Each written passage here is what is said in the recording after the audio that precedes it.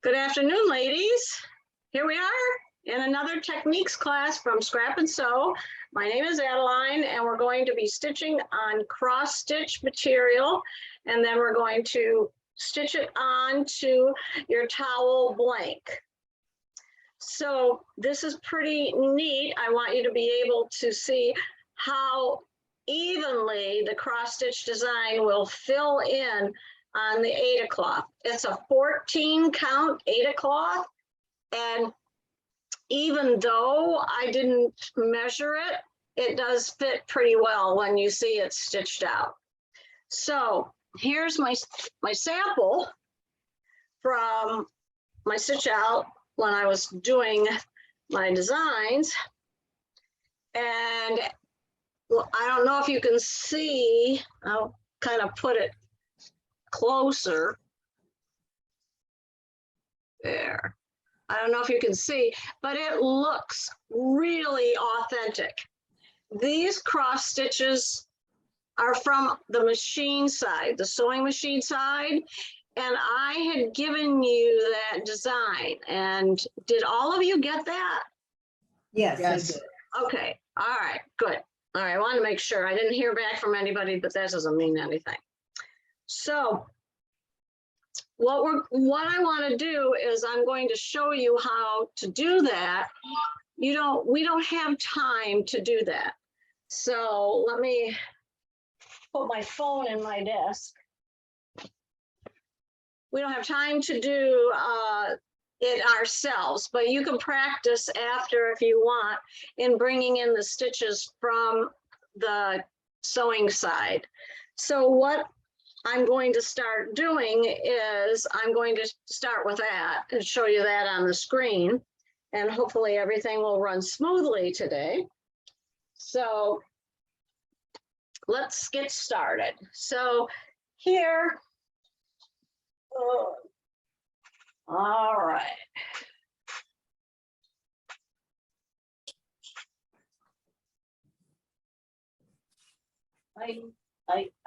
Okay, there we go. And that is real faint. Let me see if I can share this.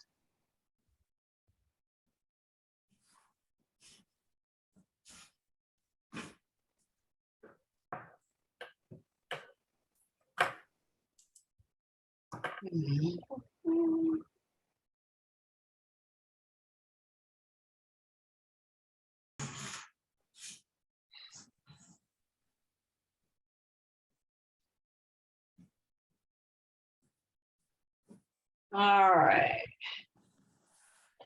So we're getting there.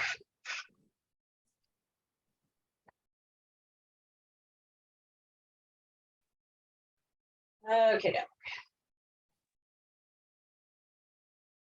All righty.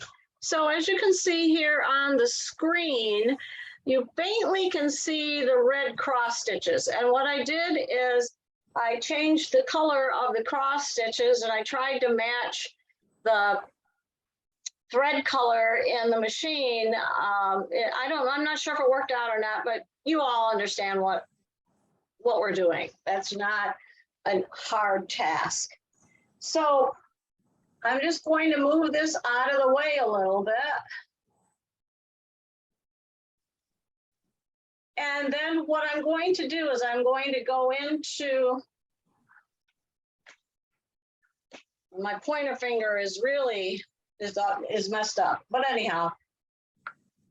So I'm going to go into load stitch from the sewing side. I want to load all the stitches into the machine, into this embroidery. So in order to do that, I'm going to go into needle art, and then I'm going to select stitch number 1 and then close this. And in order to find stitch number 1, oh, it didn't bring it in, of course. Let's try this again.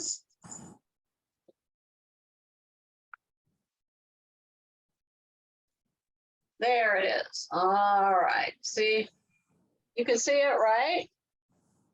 Yeah. Barely. Yes. Box around it. Yeah, there's a box around it. So what I'm going to do is I'm going to change the thread color right here to the one above you is Sulky Cotton 30.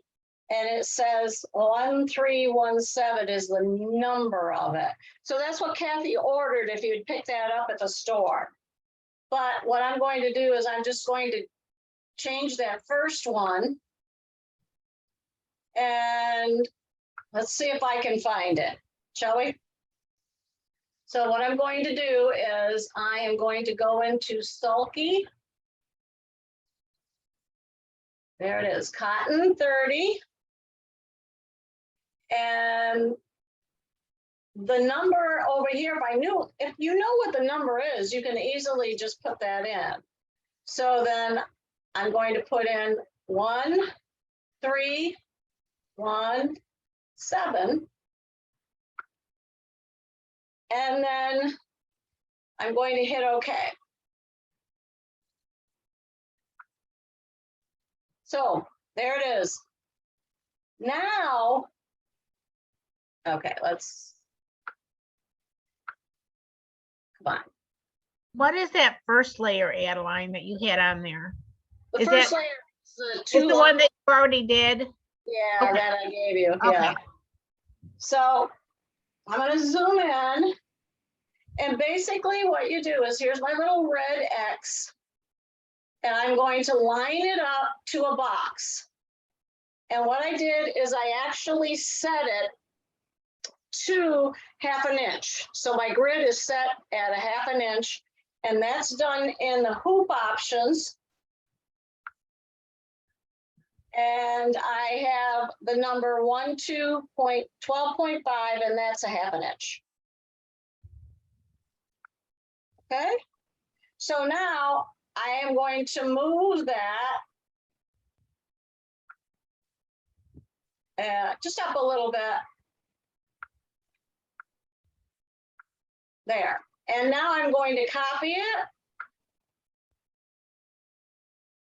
And let's see if it's there. Nope. Go. All right, let's get that over there.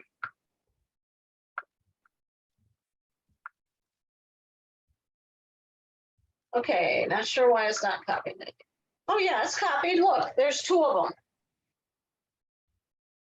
Okay. There's one.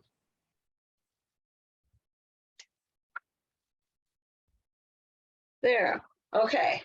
You know what? I'm going to move this over so you can see it. There. That's better. So there's one. And now what I want to do is I have 3 of them on the screen. So what I want to do is I want to line them up. This is the tricky part. So I want to just grab those.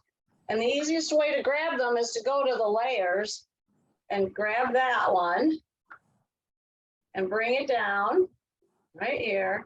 And then grab the other one there. And bring that. Come on.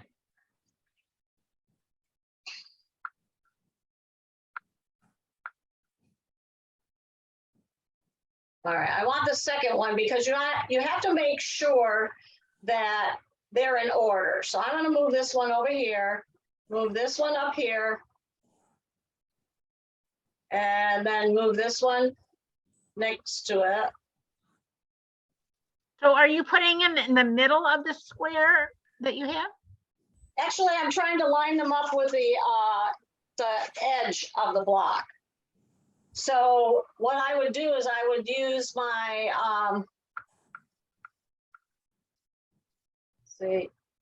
let's see, and then go down. I'm trying to get that X right there on that block. See what I'm doing? And then you select that one and go to this one and move that one over and then down.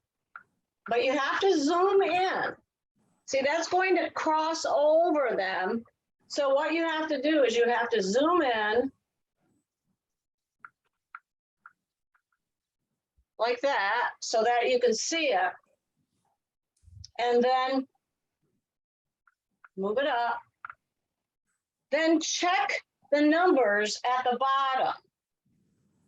So I'm going to go back to, it's at 207%. And what I'm going to do is, let's see, check the numbers at the bottom once you highlight them. See, so that's 78. And what I would do is I would pick a number that you're going to remember. So I'm going to pick 75, and I tap in here, 75. There's that one. Then I tap the other one. It's 77, so I make that 75.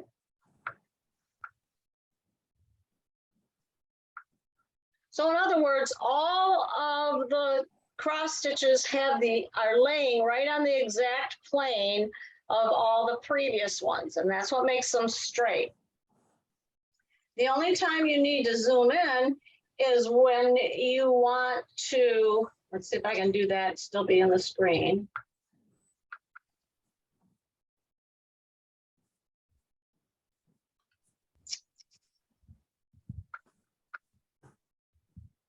Whoa. All right, now that's not good. Oh, there it is. See, there they are. I know you can't see them, but they're there. There's one, and there's the other one. So you just have to put them so they touch. And that's what I did. And then I lined them all up. I filled the one side of the hoop. I lined them all up, grouped them. Then I made a copy and moved it over to the other. I measured approximately 4 3/4 inches, and I lined them up to fit into the 5-inch wide by 20-inch strip. So as you can see, that's a lot of work. And the easiest way to do that is just to send it to you. So I'm going to delete that one too. No, here. So now I have the 2 cross stitches, and I'm just going to tap the middle and put them in the middle of the hoop.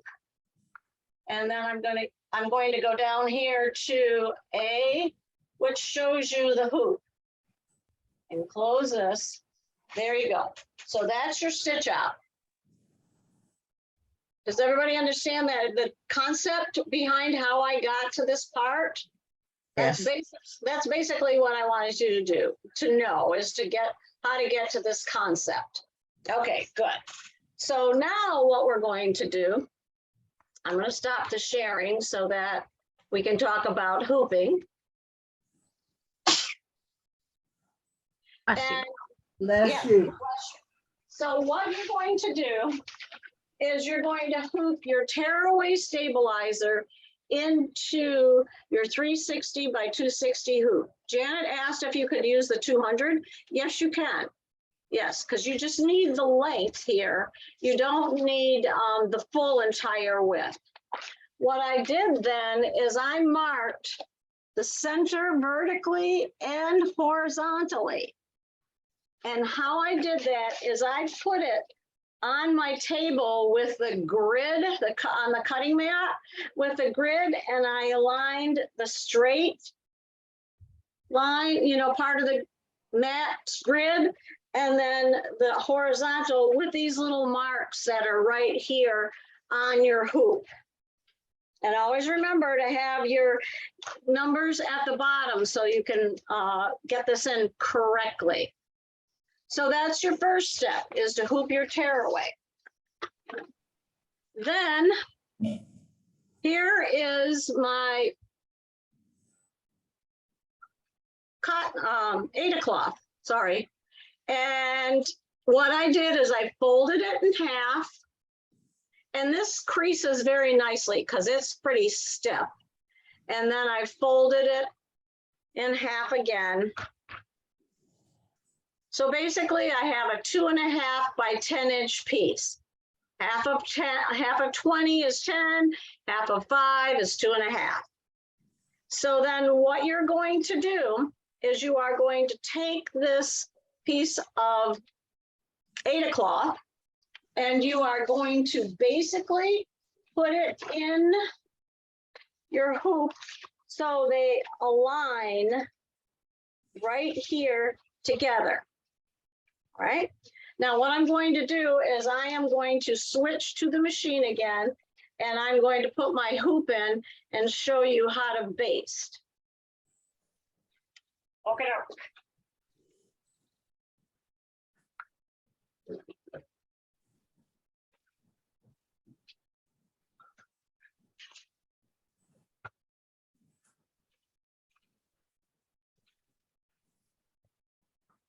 All righty.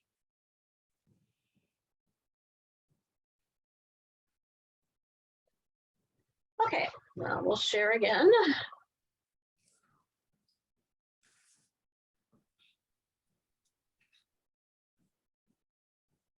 Did anybody get to watch I know Pearl was there, the live that I did last night on Facebook Live? Yep. Yes, it was very good. Oh, thank you. Now I gotta learn how to do Facebook Live because it's not quite the same. But, you know, that's okay. It was perfect. It was perfect. Thank you. I enjoy doing all that kind of stuff, so. Okie doke. So I have my blue marks on my tearaway. Then it goes all the way up to the top part of the hoop. What I want to do is I want the center. So I'm going to select precise positioning at the bottom. All righty, and I want to show you something that I showed Diane the other day at the store that she wasn't aware of it, and it's always a good review. Right here is set position.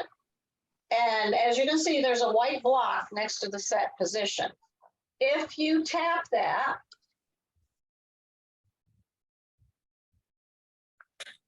it highlights everything that can be moved on this part of the screen.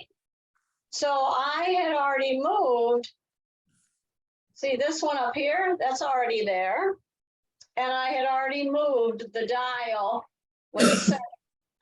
So now I can actually close this. Whoops, I closed precise positioning. Not what I wanted to do. But I can close this screen. And now you see I have the bigger screen to work with. So when I want to find the center, I go up here to this part right here. I tap that center. And then that green plus becomes active. See the green plus? So right now I'm on the first step. That's where my needle goes into. And what I want to do is go to the next icon and lock it in place. And the next icon, this matches with this right here.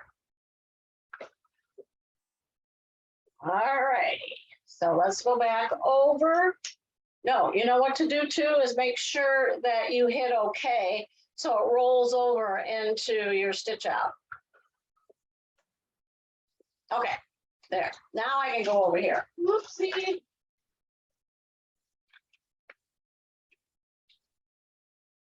All righty. So what I need to do is quick do that again because I got to get my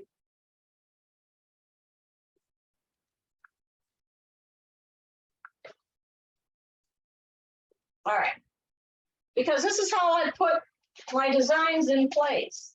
So I line this up and I can see the blue line underneath the Aida cloth.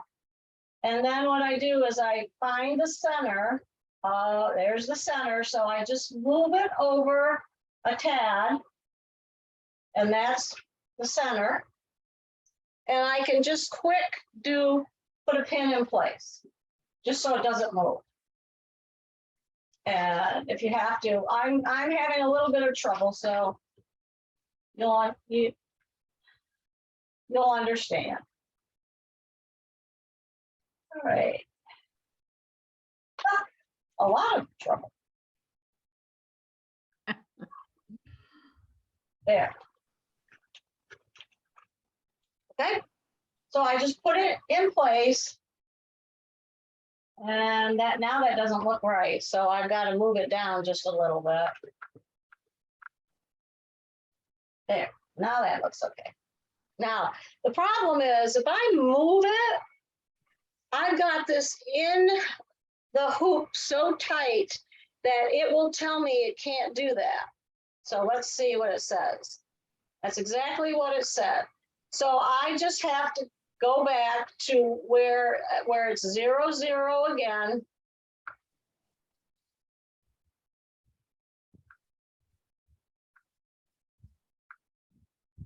Now, does that become a problem?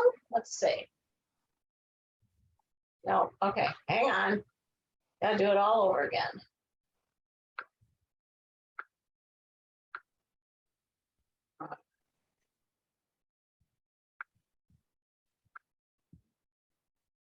I'm gonna cancel it.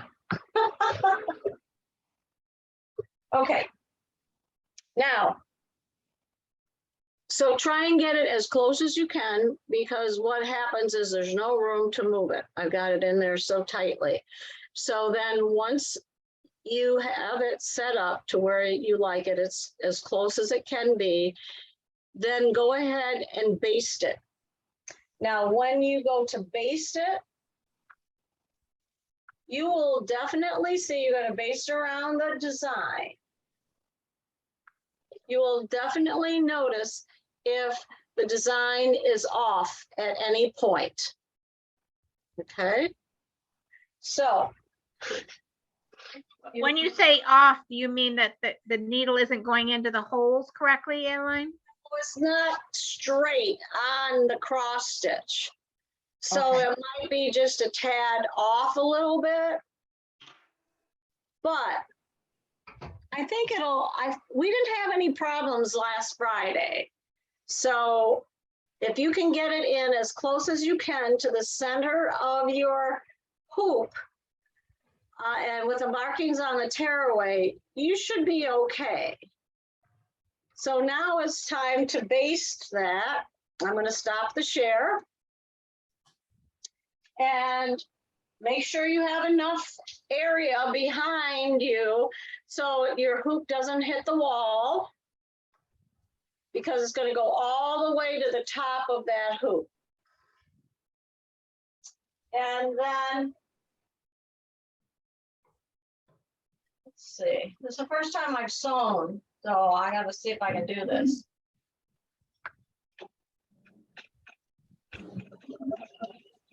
Okay.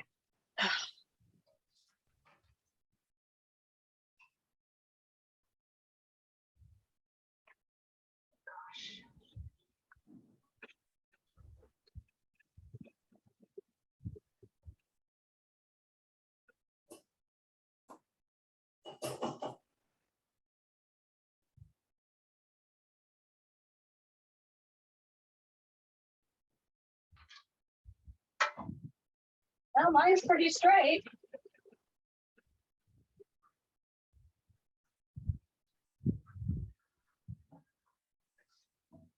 Although I had about a half an inch on one side and only a quarter inch on the other. That's okay.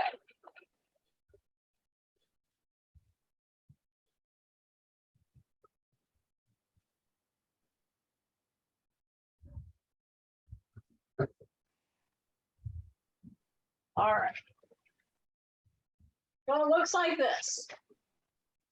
Say the base, this side has about a half an inch and this side has a quarter of an inch. So I actually should have moved it over just a little bit so they were even, but I think that'll be fine. Now, when you go to stitch the cross stitch, select color merge, color sort, and then color sort, then color merge. I misspoke, sorry. And then turn, go to the second option for cutting. In other words, you don't want to cut every jump stitch because it'll stitch 1X and cut, stop. Stitch 1X, cut, stop. So you want it to all be continuous. So make sure you select color sort and then color merge at the top. Anybody have any questions on that?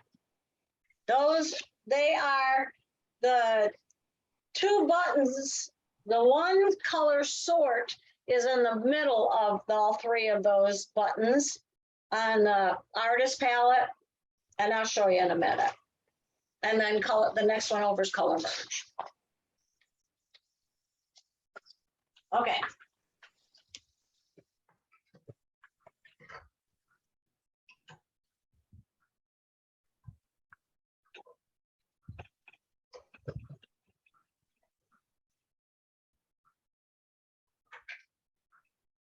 All righty.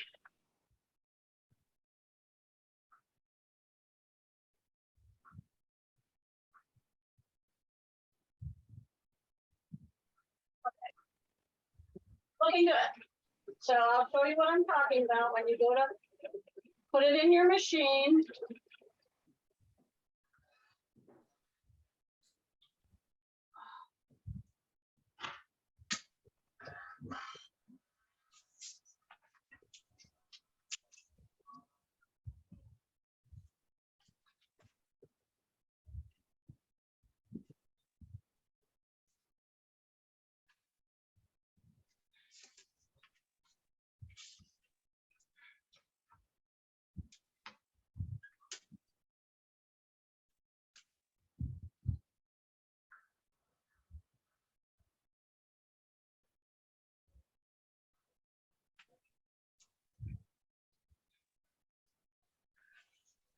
All righty.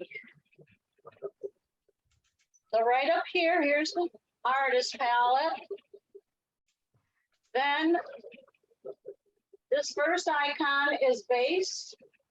The second is ghost mode. Here's color sort and color merge. And you'll notice both of those are selected. Now let me take you over to where I'm stitching. Maybe this is a dumb question, but why couldn't you just do one color and do the same thing? Would it? You could. No, you could have. But Okay.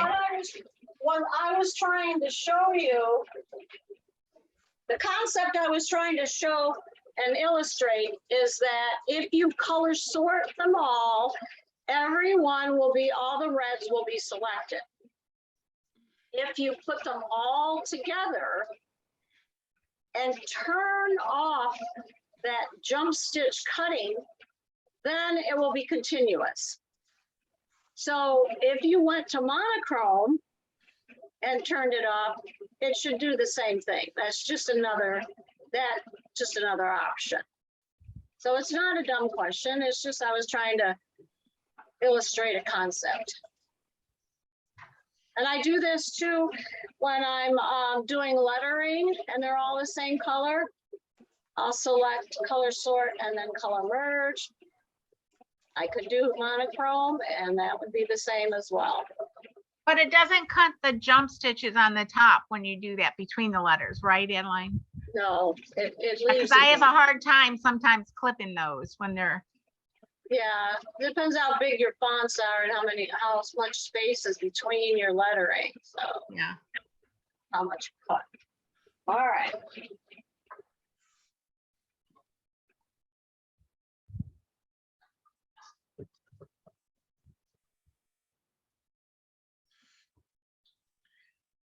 There you go. See how it stitches back and forth on every stitch?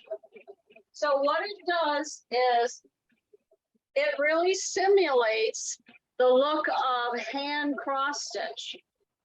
First of all, I'm using the cotton thread for this step.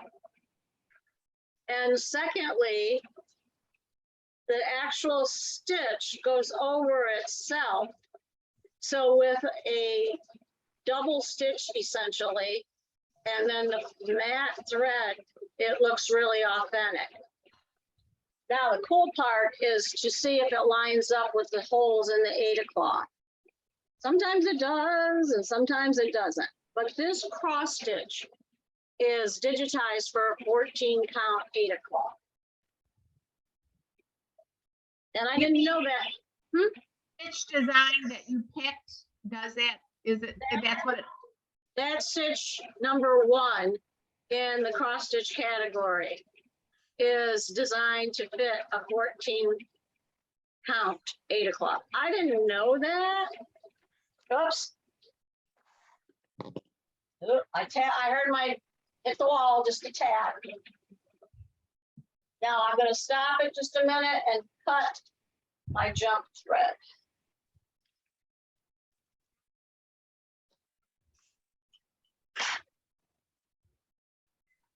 There.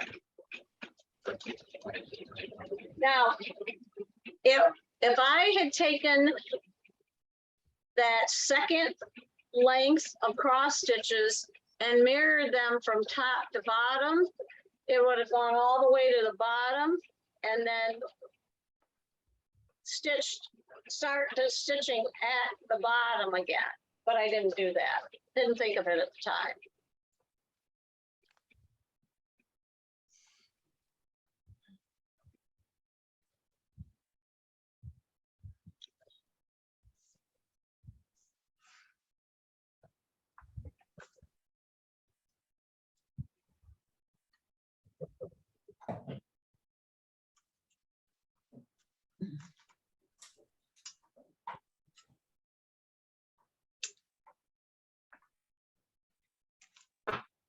Okay. Whoops.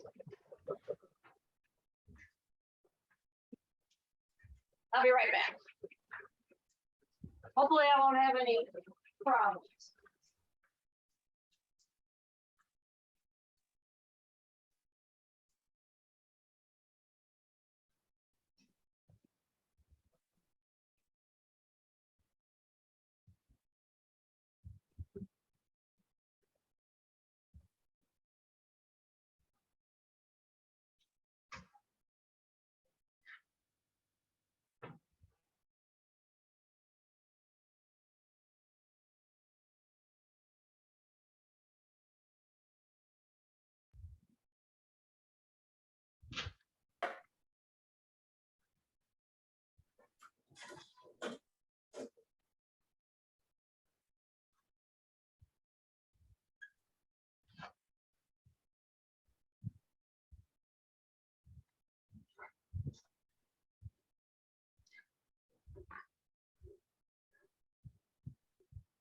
Adeline?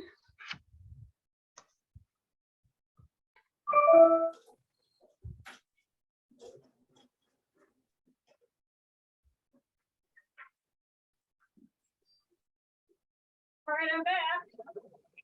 Hey, Adeline, Yeah. I did not send that design to my computer.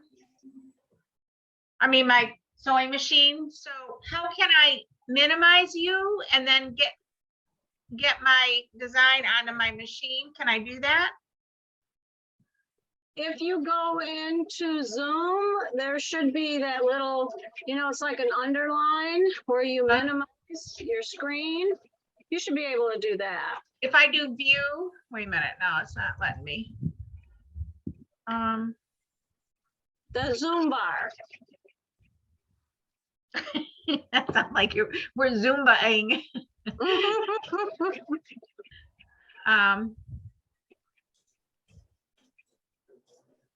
Let me see if I hit escape, what happens? No, nothing. Zoom ratio. No. Let me go to view. No, that's not it.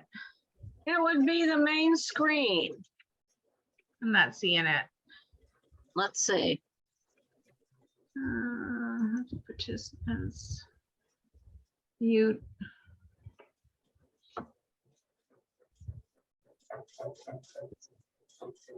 Oh, wait a minute, I think. No. I've got where it's got the view, but it's got a little one line, little blue line. But it Oh, minimizes the main screen. It doesn't.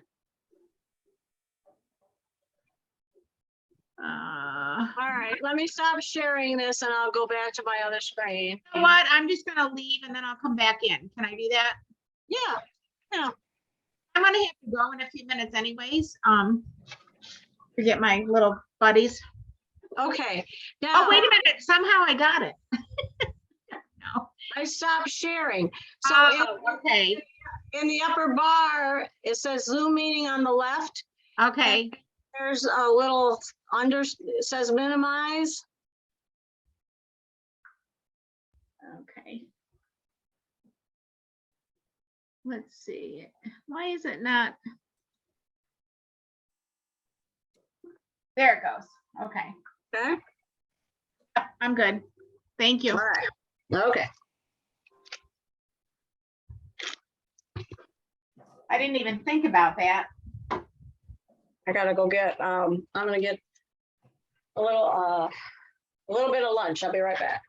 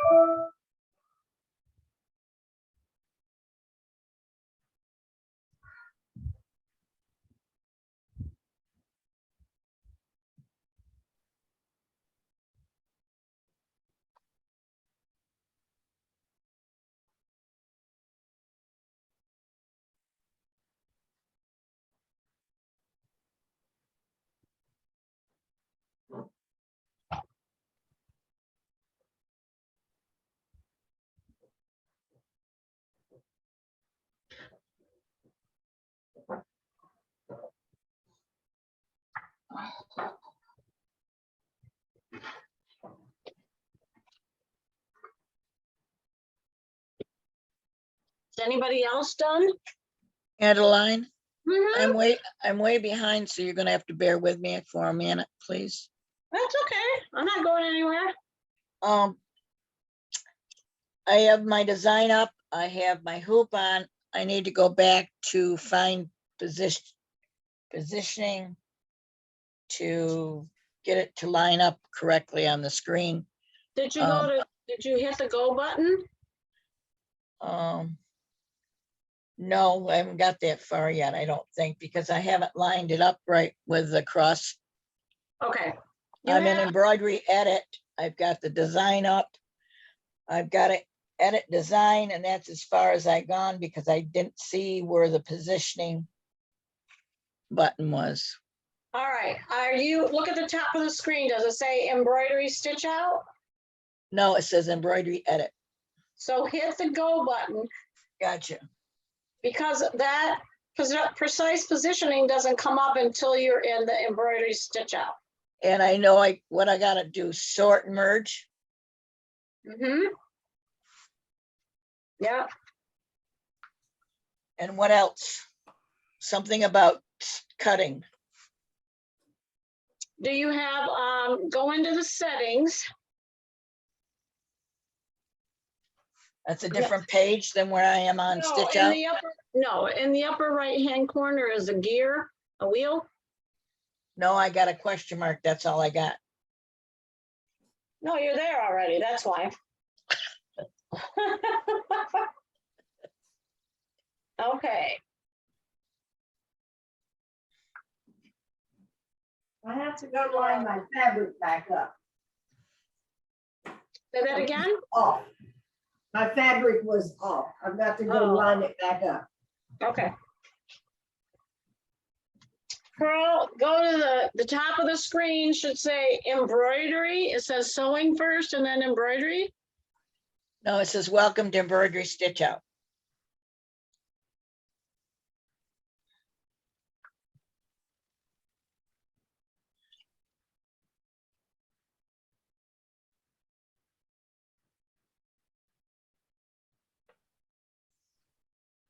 I can I'm get, not- I can I'm either not go, sure. I can either go back or okay. That's my choices. Okay, hit okay. Thank you. Embroidery arm needs to calibrate, remove the hoop and clear the, Okay, all right, do that. I can do that.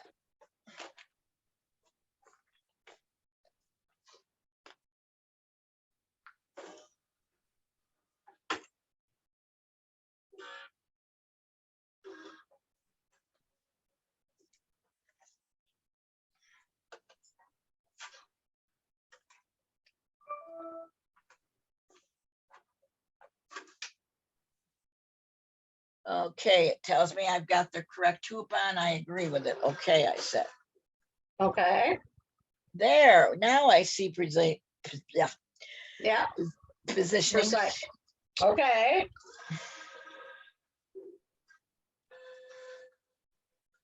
So I hit the position. did you hit the thread palette, the artist palette? Did you tap that yet? No, Go ahead and look, check there and see if sort and merge is on. okay, let me go up to my gear and try it again. I have, what do I have? I have the automatic thread cutter is on. I have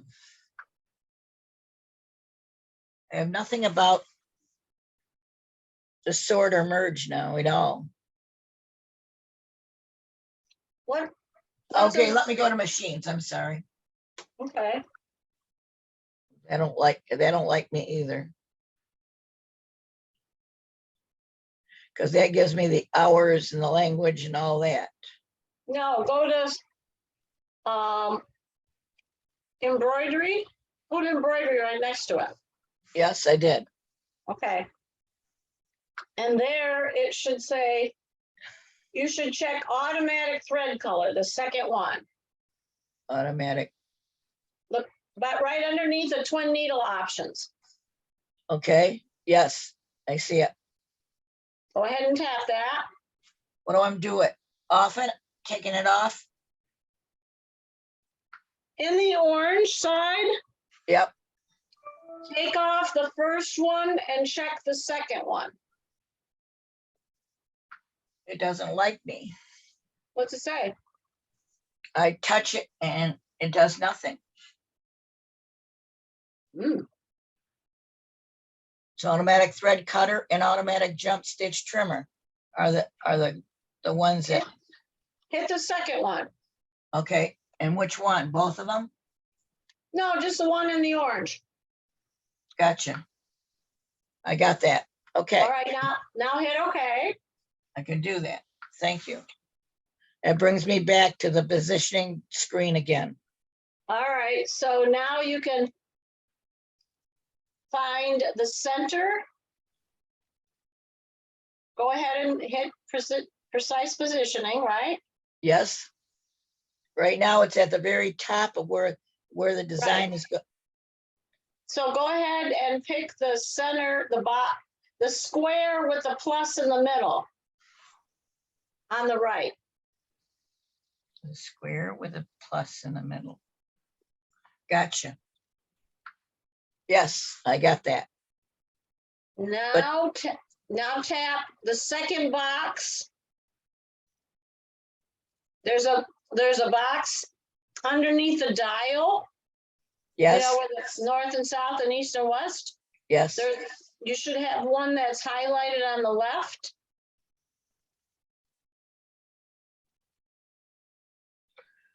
Yes. Yeah, no, I don't know. Talk to me about it. Okay, hang on.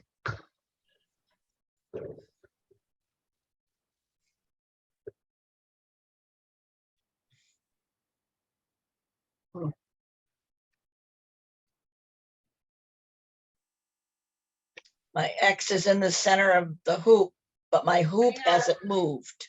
No, I know that. Okay.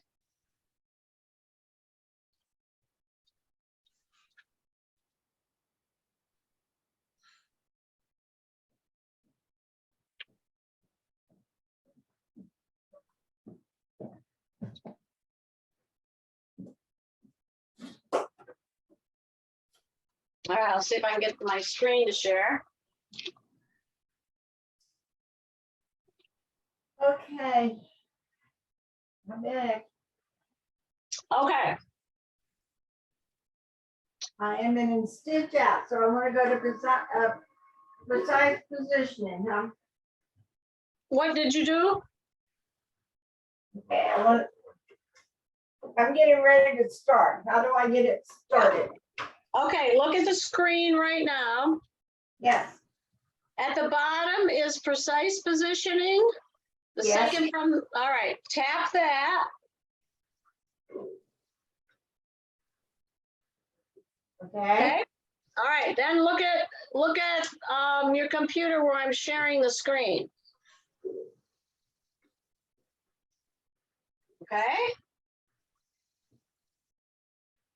All right. okay, What you see, you can barely see it, but it's there. But my crosshair is way here at the top.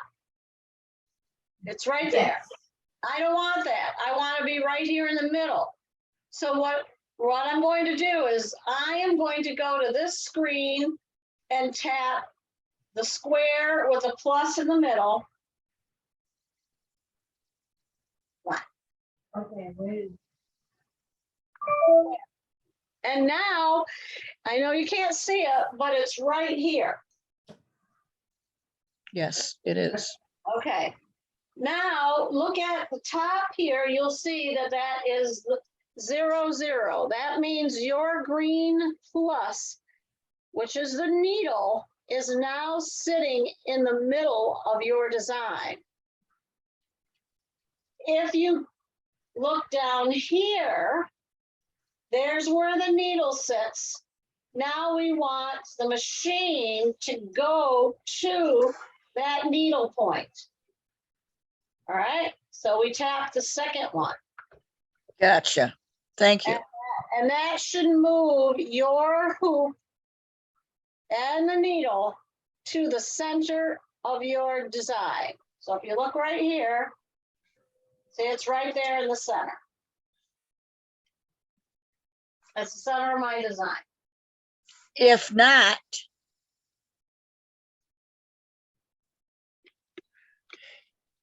if it needs to be moved to the right, then what? Pick up your fabric and move it a little bit to the right. Okay. Pick up your fabric and move your center on your fabric to meet the needle. What about if the needle isn't in the center of the mark that you made on the stabilizer? That's where your design is going to start. Okay, so it's still gonna be okay then. I think so. Mhm. Okay.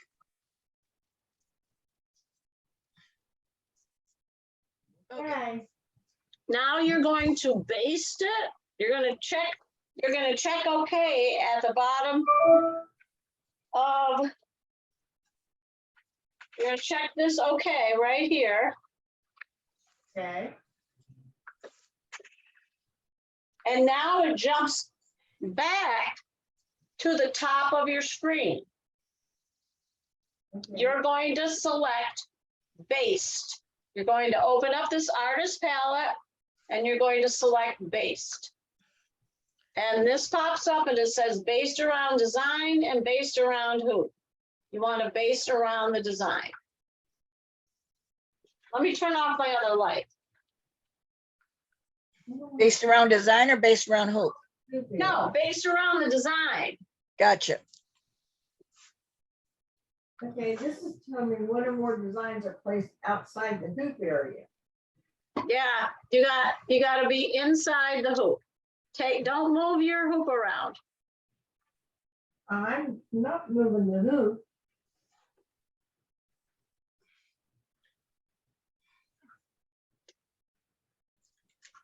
Okay, We can use white thread in the bottom, correct? I actually used red because I didn't want it to pop up and show white on the front. Gotcha, thank you. Mm-hmm. Then you hit OK.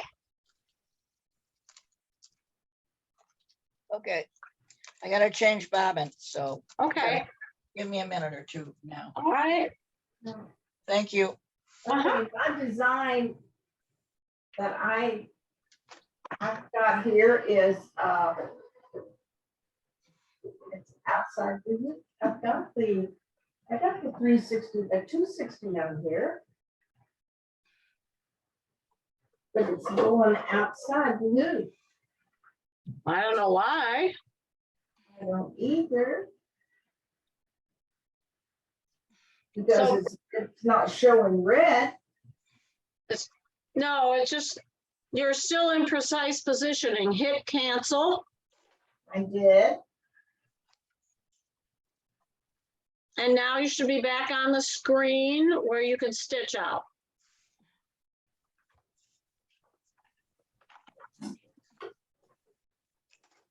Well, it was, to get out of there, it kept telling me it was going outside the hoop. It still keeps telling you're outside the hoop. So then go back to embroidery edit. So get out of that, and at the bottom, go back to embroidery edit at the bottom. Yes. So you can reload the design.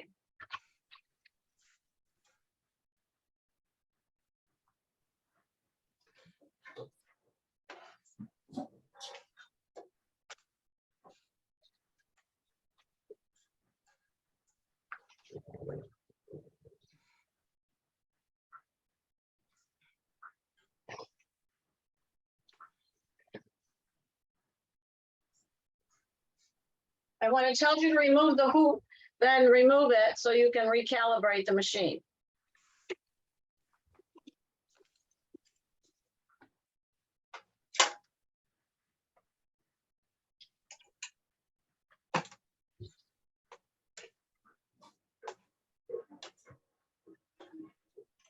When you're using 30 weight thread, do you have to change the tensions or anything?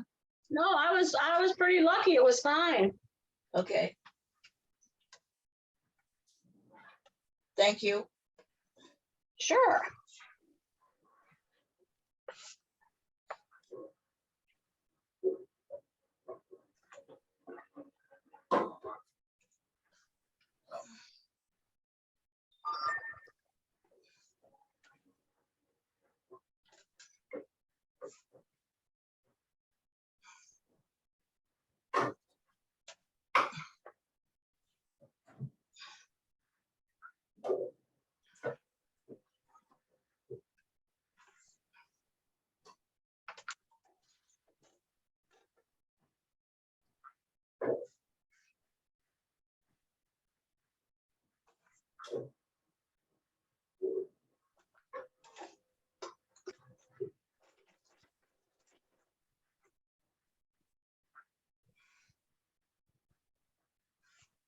It tells me to cut the tail. So is there a little piece of thread coming out of your embroidery? It's stitched. It looks like a straight line, Okay. and the thread is still tight, so I don't know why I need to cut anything. Well, sometimes there's a longer piece of thread sticking out, but sounds like you're good. So hit OK. And now what size is this design supposed to be? the design, let me check.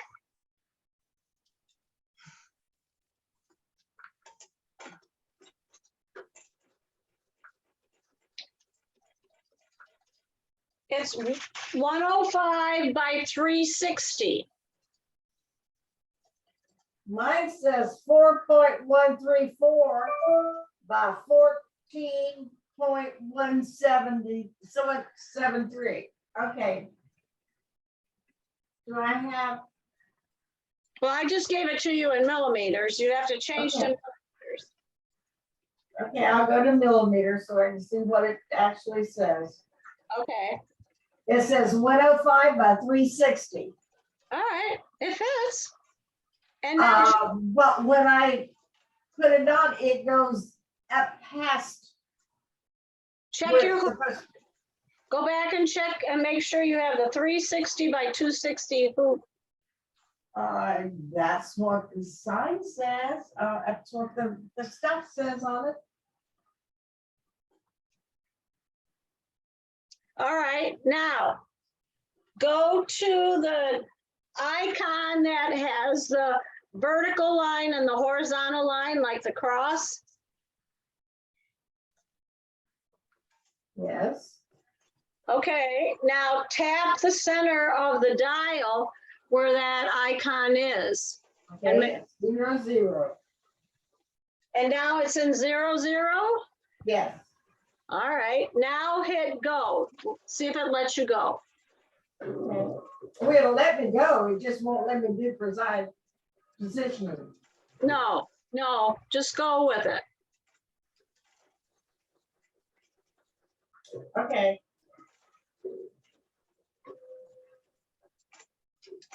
Oh, go away. I want to cancel it. Okay. But it still goes up past. Okay, so I want it based in the hoop. You Or do want I want to just do the Base design? around the design, right?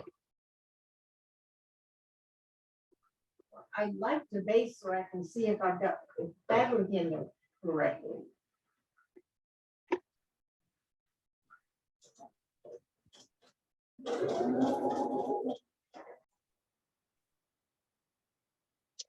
So now that you've completed the cross stitch design, you'll notice that there is a piece here of the cross stitch, about 2.5 inches it looks like, and then a piece at the other end. What we're going to do is at the end, we are going to stitch that using the built-in sewing stitches. So we'll convert to sewing and then finish it off like I did here. I don't think you can see that, but here, let me show you on the, there. So what I did is I would have started from here and then finished stitching it. And that's how we're going to we're going to line it up, and we'll do that at the end. Now, what we're going to do is we're going to go back to the screen where your design is. And we are going to go to kitchen to bring in your cross stitch designs. So we're going to the flower without the globe. We're going to scroll over to kitchen. Right there. And you're going to scroll all the way down. And starting with number 47, you have the cross stitch designs. You can put a cake if you want. You can put the pie on a tray. You can put coffee cups, donuts, whatever you want on your design. So I'm going to start with this little bowl first. And I'm going to long hole. As soon as I highlight it, there we go. All right, and then it comes in over to the left. what I want to do is I want to go to this move tool right here and then make sure it's highlighted and then tap the center. And now that bowl is in the center of your cross stitch designs, just like you see here. Okay. Yep. Now it's going the wrong way. So you want to rotate it, which is this icon right here, highlight the rotate and tap the center of the dial one time. Correct. And now it rotates it. All right. Now deselect.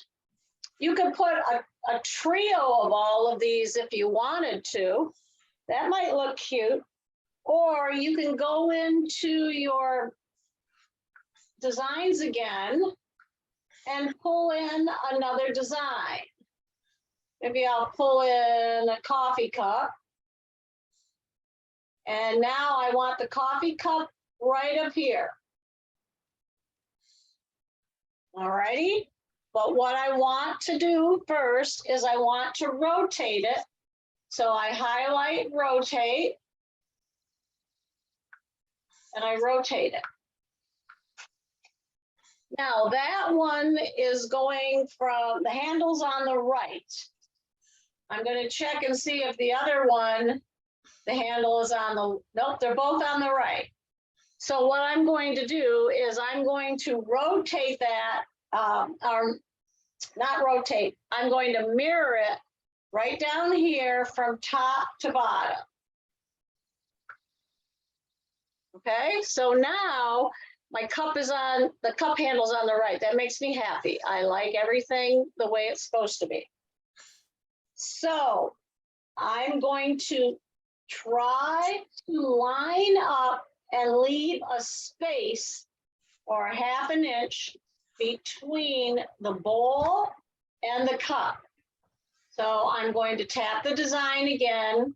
I'm going to go to the move tool and I'm going to move it down until the outside of the design is right on the block. And it's not. Maybe a couple more taps. Not quite. Because what we're trying to do is when you hang, almost.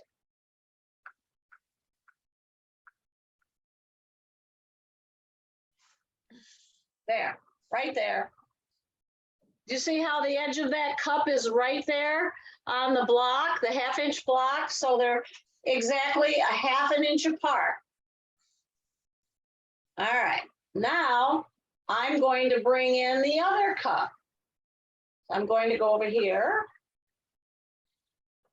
and I'm going to bring in this cup. I'm going to move it up here to where I think I want it approximately. I'm going to go to the rotate and I'm going to tap the center. And now I want this cup to be a half an inch away from the bowl too. So, wow, I got that right on the money. Now, you need to check to make sure, since the cup is a little bit larger, that they're both straight on the same line. So I'm going to tap this. And I'm going to go down here to the size, and it says 52 or 54.2. I'm going to just change that to 55 so I can remember. Hit OK. And now, no, it didn't do it. It's kind of awkward for me right here.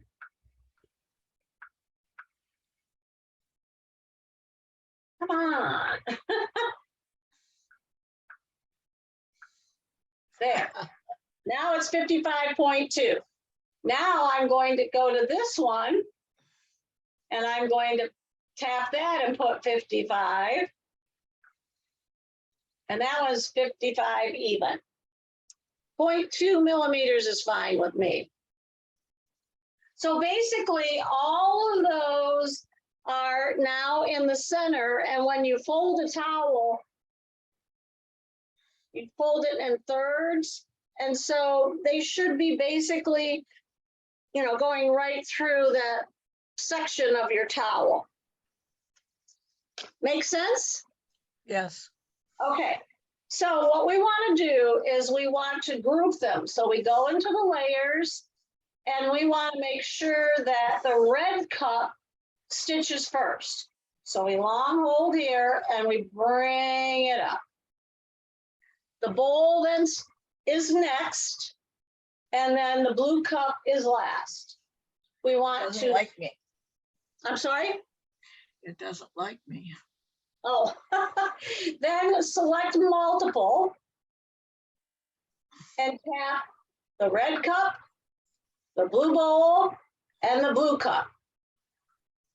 And then group them. Now, I did not pick cups. say that again? I did not pick cups. I picked some of the other stuff. Oh, well, just arrange this. Yeah, that's fine. Just arrange them so they're basically apart.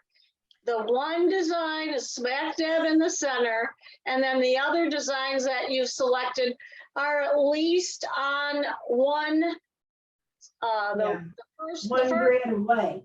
yeah, the same plane, the same, Yeah. okay, Yes. okay. Now, what we're going to do is we're going to deselect this. We're going to select the 2 lines of cross stitch. We don't want to sew those cross stitch again. So we're going to delete them. Pretty good. We're trying to get stuff ready for Saturday.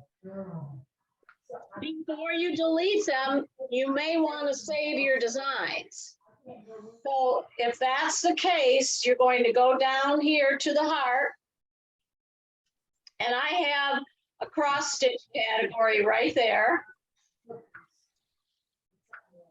And I'm just going to call this one cut.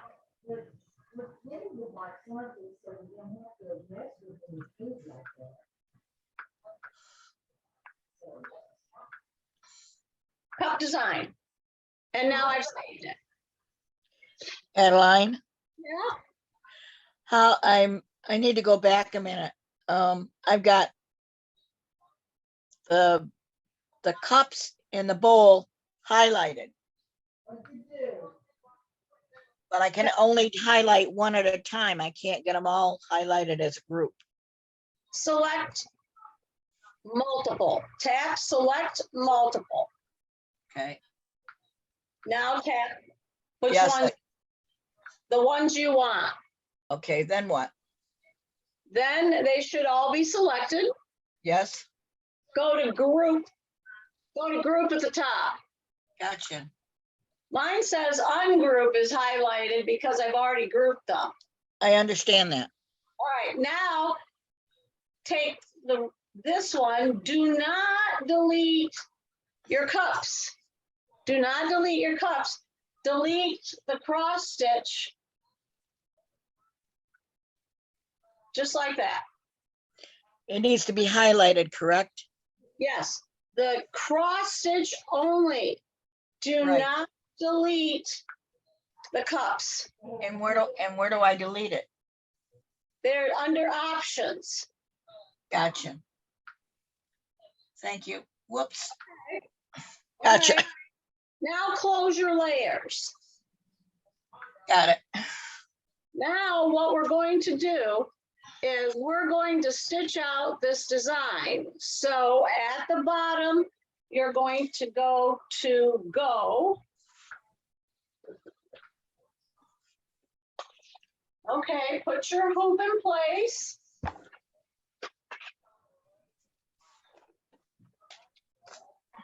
Hit okay.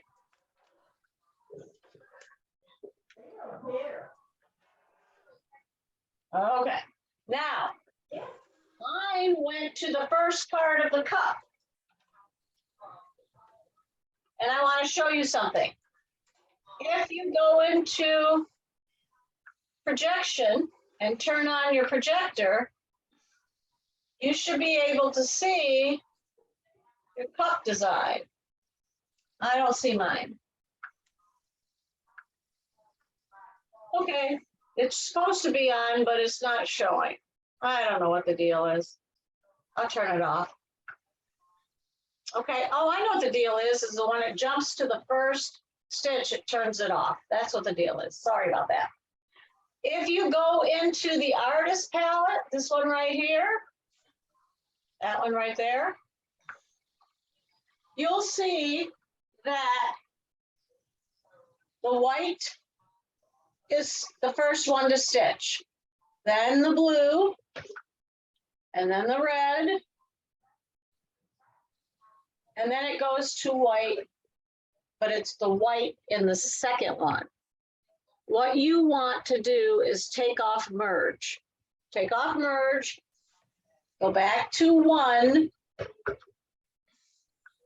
I don't understand take off merge. I hit it, but nothing happened. Nothing happened. What color is it? Number 1-1 or 1-4 or what are you talking? Is what? White. Okay. At the top, what color is the icon that says merge? It's white. Perfect. All right. What it will do is it will sew all of the first, then it will go to the second one, Okay. then it will go to the last cup. And I know this is a lot of stitching, but what I found is when I tried to color sort and color merge, it would stitch one cross. That's all, one cross in one of the designs. Then it would jump to another part and sew maybe 2 crosses and go back and forth like that. It was much easier to pick all the white ones. So if I wanted to do white first, I tap that. Then if I wanted to do white again, I tap that. If I wanted to do white again, I would tap that. So in other words, you are selecting the colors yourself. And what it will do is it will stitch out all of the white colors, one at a time, by doing it that way. So when the first one gets done, then you go back to your screen and hit the next white one. Correct. Gotcha. Thank you. And you No, do mine automatically came up. I have 1-1 as a white, 1-4 as a white. yes, that's right. That's Okay. right. The Okay. the cups only have 3 colors. Right. All right. Now, when I go to my screen, my projection is back on because I'm not ready to stitch. So you can turn on your projection. Yeah. At the beginning of the cup. But now you can see the whole bowl as it sits in between those cross stitch designs. Now, I would recommend that you match, let me see where my other one is. You match the white bobbin and the white thread. And the reason for that is I started with a little bit of, I started the design with a little bit of it, and the red bobbin was pulled up. Now, this is when you would change the tension. If you don't want to bring up any of your bobbin thread and just leave white in the whole time, you are going to go over here to stitch out progress. and you have the metering on. You want to turn that off. To turn it off, you go up here to the settings.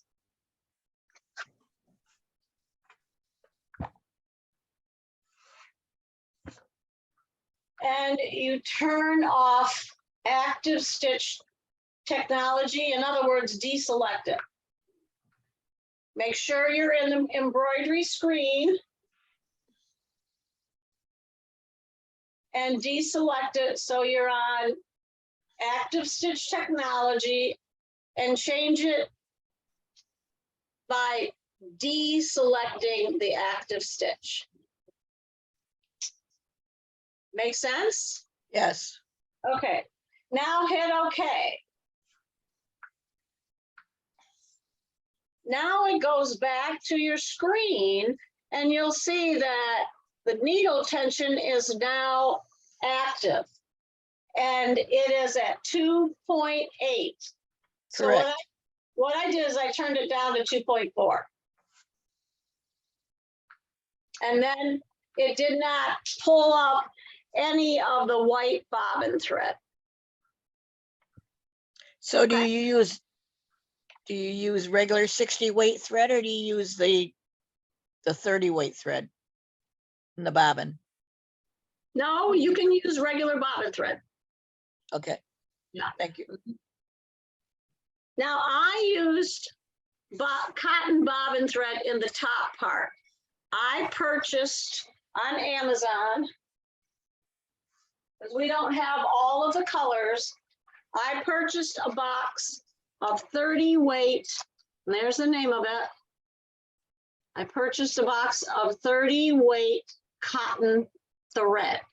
It's not the same quality as Sulky by any means, but it gives you the look of embroidery floss is actually the idea. So I have a blue, and then I have a white, and then I need a little bit of green and a little bit of brown. Now, if you don't have any of those, you can use your if you have cotton thread like Aurifil, you could use that. Here's a green that I have in Aurifil, so you could use that. I have a Mettler one. If you're doing the strawberry and the cherry jars, I have a Mettler pink you could use, right? Or here's another pink. This one is Gutermann. I was gifted some of these threads. So this one's Gutermann, and that would work too. What you're looking for is non-shiny threads. You don't want it to be shiny. Okay? Yep. All right. So now what I'm going to do is I am going to go over here and change to my white thread. Let's see if it works.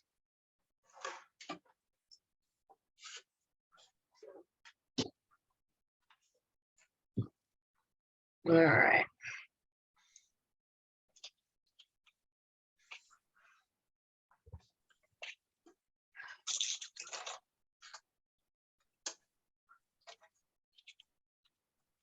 I'll help you in a minute, Janet. No worries.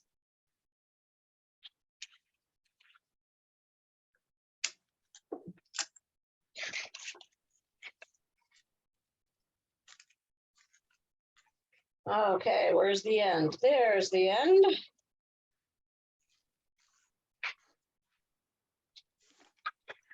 All right.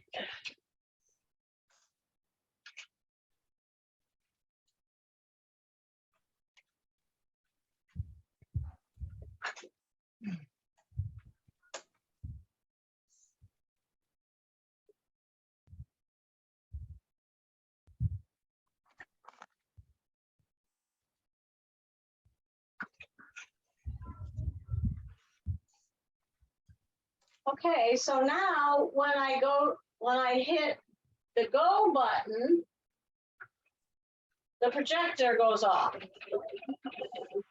And it's stitched. And now I need to cut and remove the tail. There isn't any tail. I'm gonna see if this brings up the red.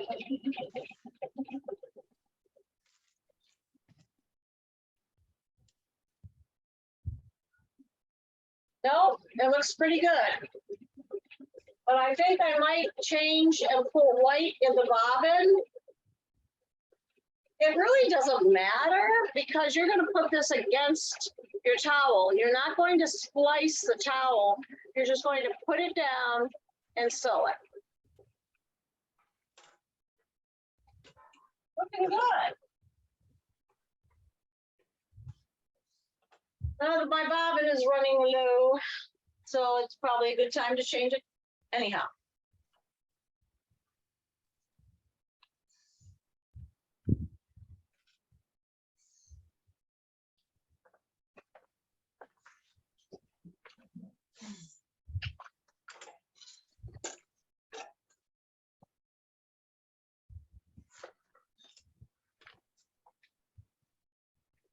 All right.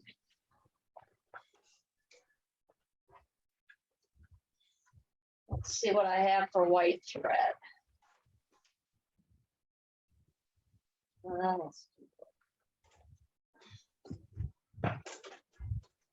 Let's see.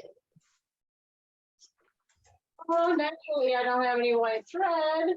All right, I guess I'll have to use this. I use my cotton thread after all. Because I don't want to take the time to wind a bobbin.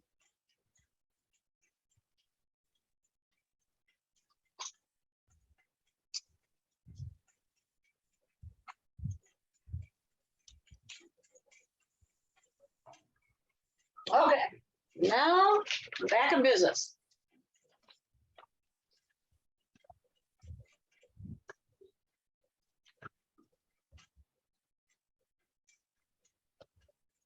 All right, when you hit the OK button on the bobbin, it takes you back to the center. But then I'm just going to hit, go, and it'll start again, right back where I left off. Look and see if I have any threads. I do not. It's kind of hard to see anything right now because it's white on white.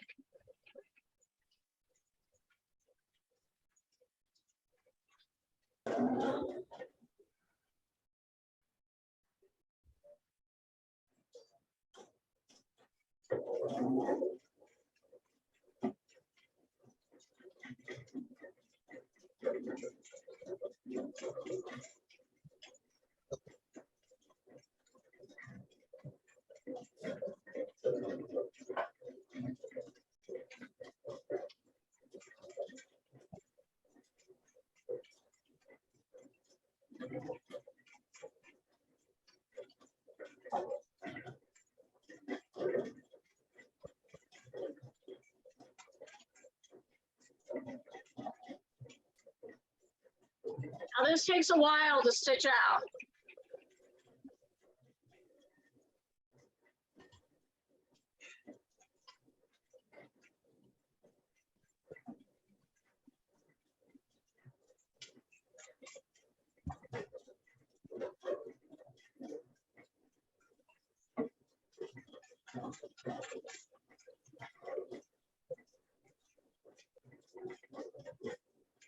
So Janet, when you're ready, let me know.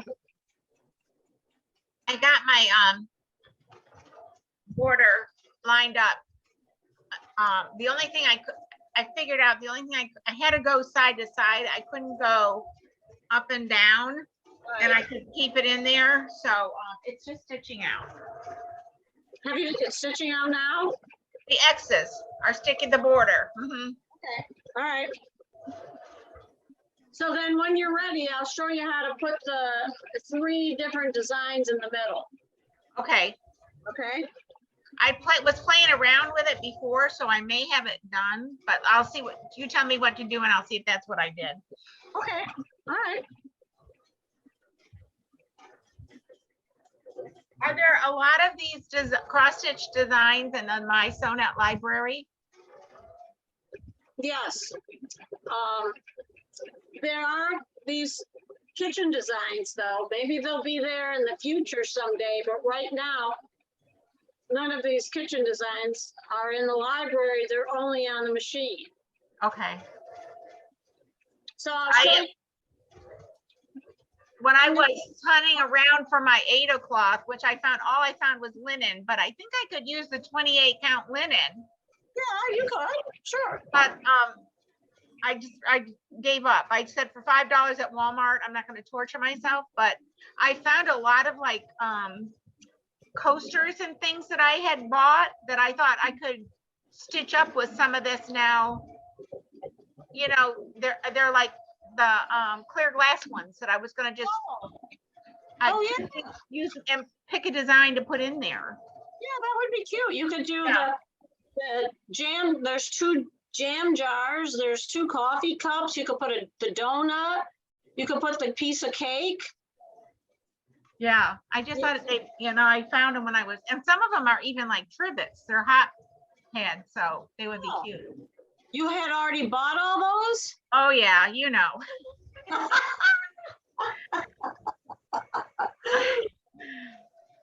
Okay. So here is something I started the last time I taught this class, and it's a table runner. So now I did the whole side first, and now I got to do the same design on the other side. And I just have zero ambition to work on this. I guess I just have to do it. So this is from the library. This design that I selected is from the library. So they have a lot of these types of designs. Yeah. And I used a blue, this one I used the embroidery floss because I knew this was going to take a lot. So I have the big spools of blue.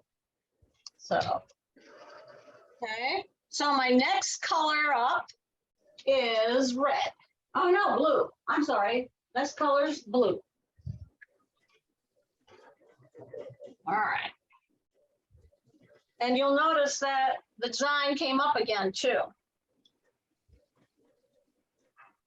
Because when the machine stops stitching, then the projector comes back on.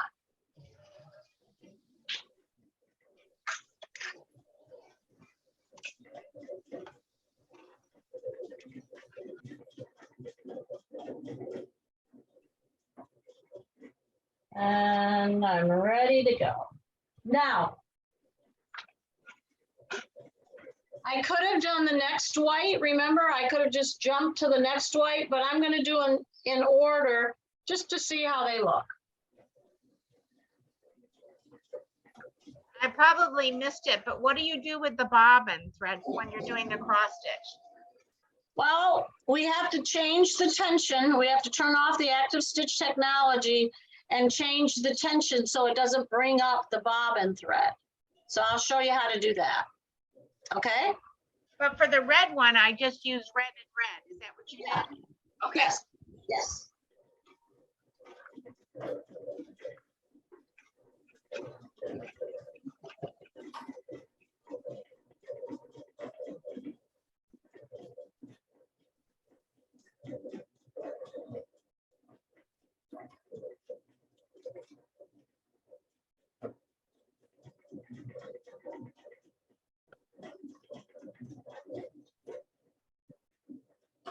I probably would snip the jump stitches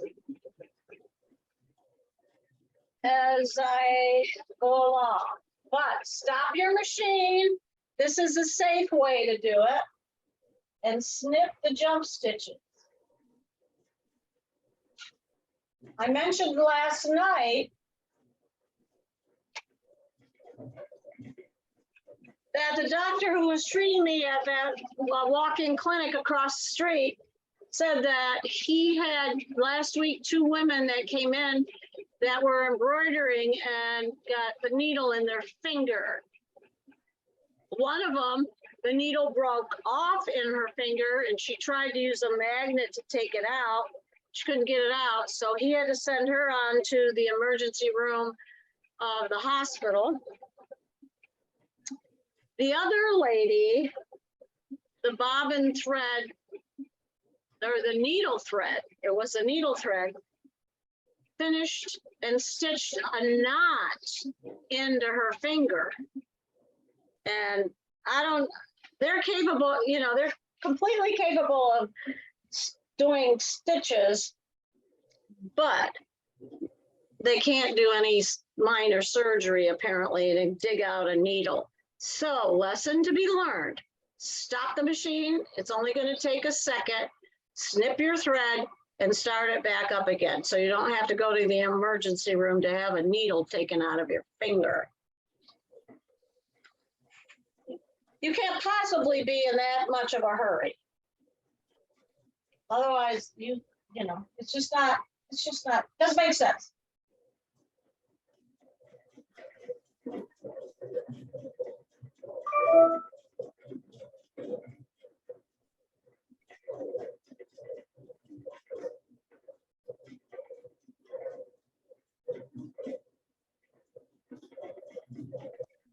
Okay.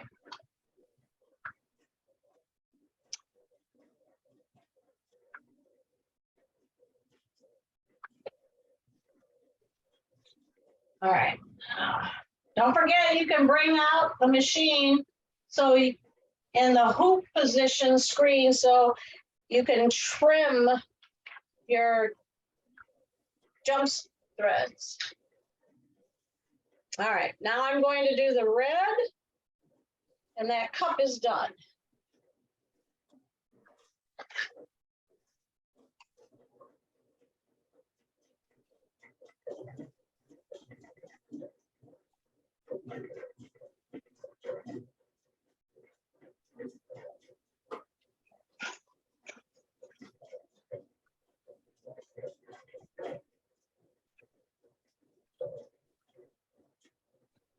And I don't see any threads, so I'm going to keep going.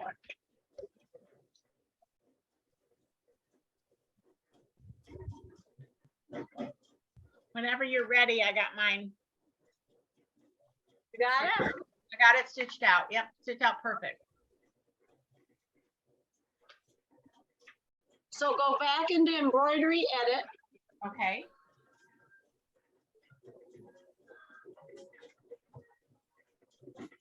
Okay.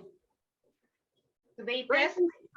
Bring in your first design from the kitchen collection. The software, the cross stitch designs are right at the very end of that collection. I've got my 3 jars picked, Adeline. Your 3 jars are already there? Yeah, I saved it. Hmm. No, Okay. I mean, I picked them before. You know what I'm saying? Yep. Are they on the screen? Yep. All right. What I did is I went back into embroidery edit and deleted the cross stitches. Because they're already stitched out. I don't need them. You saved them, Oh, right? okay. All right. Yep. I know what you're saying. Yep. Yeah. Okay. Then don't pick color sort or color merge. I found out the first time I did this that it would jump to one and do just one little X or 2 little X's crosses, and then it would jump to another one and do a couple of crosses and back over, and it was jumping all over the hoop. So I decided after that the best way to do this is just to do the whole design one at a time. Okay. So I turned off the color sort and the color merge. So the icons at the top of the artist palette were all white. Say that again. So Oh yeah, I see. I know what you're saying. So I got to go to stitch out first, though, right, Adeline? did you delete the cross stitches? I did. All right, now go to stitch out. Yeah. Okay.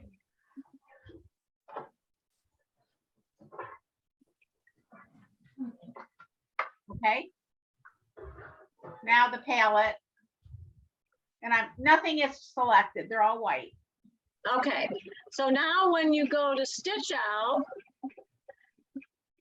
if you don't want to change your threads, you can select them in the color palette as you go. In Yep. other words, the first color white, then you jump down to the next color white and do it manually rather than the machine sorting it, okay? Okay. I heard you say that. Yep. Mhm.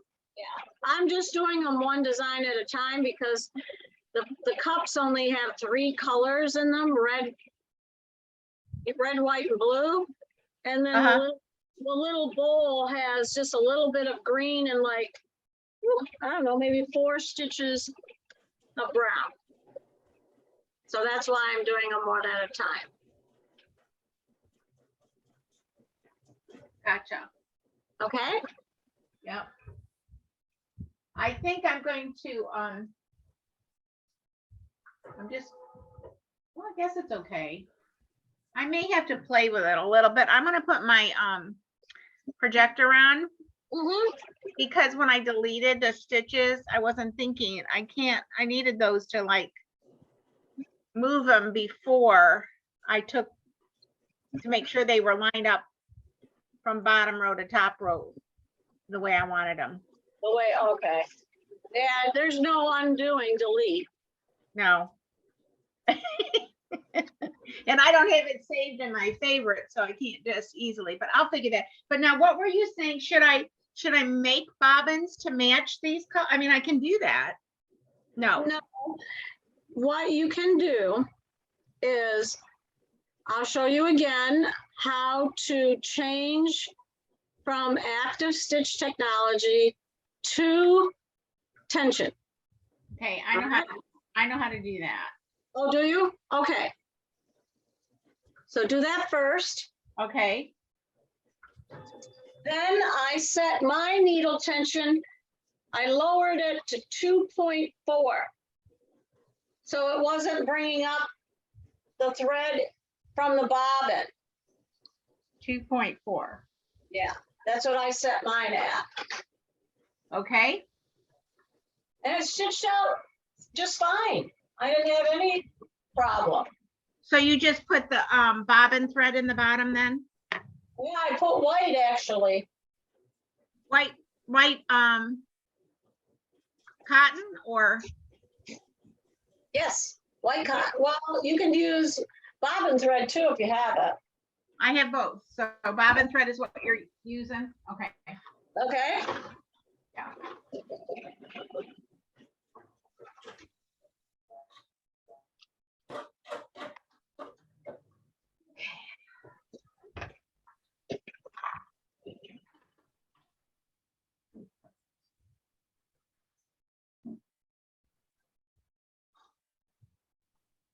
I have thunder boomers outside. Yeah, I had rain when I picked the boys up. Oh, did you? Yeah, not bad, but it did sprinkle. Okay. And of course, that may pick up longer because normally they stand out where they could like load 10 cars at a time, but when it rains, they only do the ones that are under. So that was only 4 cars at a time. Oh, That was a bummer. Okay. So now I'm going to put my projector on. I just want to see. okay. So now I want to move it. This is where I get confused. I want to move it up a little bit to the right. So I can go to precise positioning, but then is that going to change everything? Did you group them together? No. If you group them together, it will move the whole block, whichever way you go. So I should take it out and go to stitch edit, right? No, you can do, you should be able to. No, yes, you're right. Go to stitch I out. can't select them all, right? Yeah, go to stitch out. You mean stitch edit, right? That's what I meant. Okay. And then I'm gonna pick all the layers. That's the only way to do it, right? Pick the layers. Yes. And then I'm gonna edit and I'm gonna move it up just a little bit. Okay. Okay. So because I don't have them, I'm gonna have to play with it. So now I have to go to stitch out to see if it's right, right? Right. You grouped them all, right? Let me go back. Nope, I selected them, but I didn't group them. They're grouped now. Okay. Make sure you group them because it has to be, they have to be grouped to move them all together. Okay. Okay.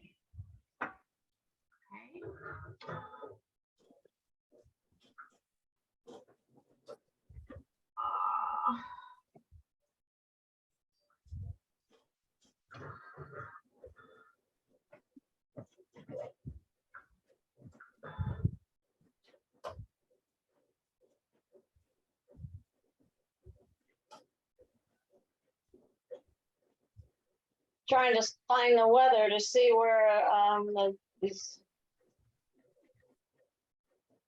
So now it's too much. So now do I have to go back out in order to move it back down a little bit? Or can I move it here if they're grouped? You deleted the cross stitches. So you have room to move it in stitch out. Okay, so do go to precise positioning. Right, right. Okay, that makes sense. Yeah. Yeah.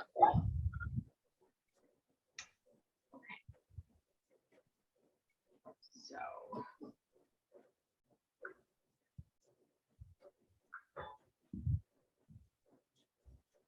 Well, I'm not even getting a thunder boomer or I don't even have a blip on my phone that shows where the rain is. I know, I didn't either, but it rained.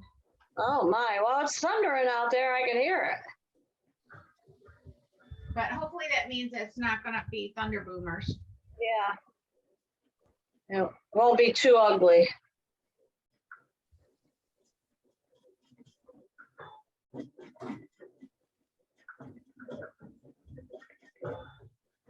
Okay, now I'm going to change to my blue.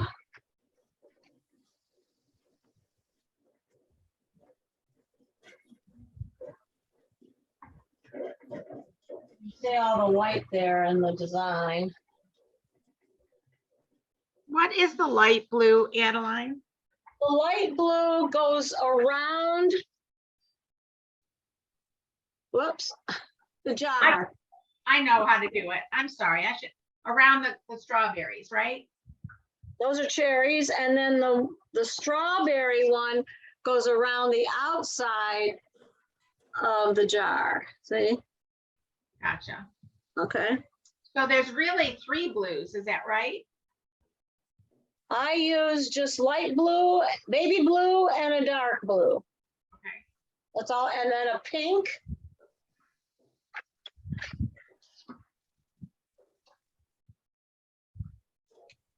Okay, now I gotta get white.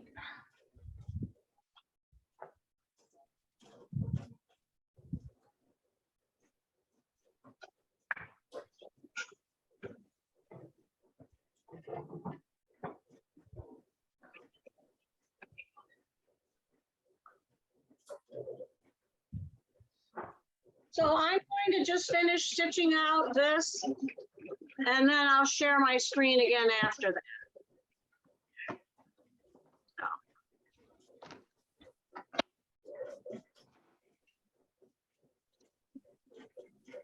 And then I'll pause the recording.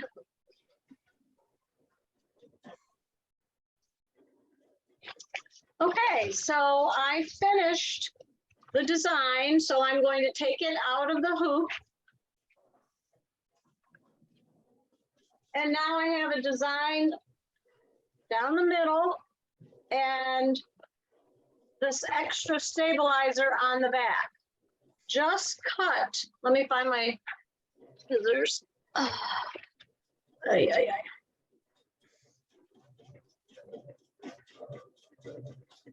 Cut your stabilizer so it's even with the cross stitch fabric.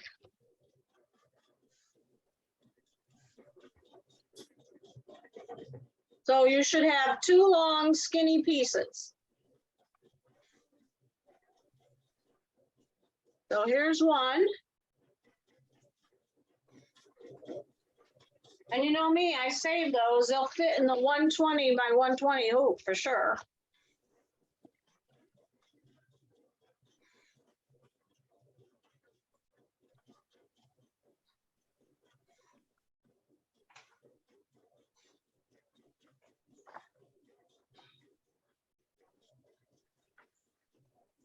Oh, that hurt.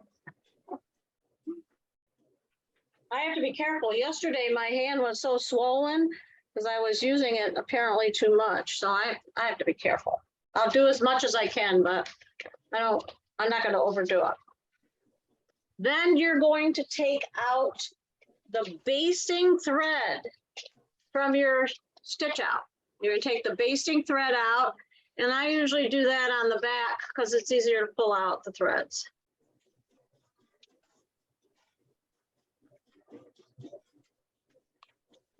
Fran, where are you in your stitch out? It's working on the red now. What designs did you put in? I did the sugar bowl and the strawberries and the, I Okay. don't know what that other one was. Anyway, I've had bird nests and whatever, so I'm behind. So, No, that's oh, okay. well. I just wondered, remember, you'll have this to look at after, but I just was wondering if you'd be able to watch the screen for a little bit, so. Yeah. Okay.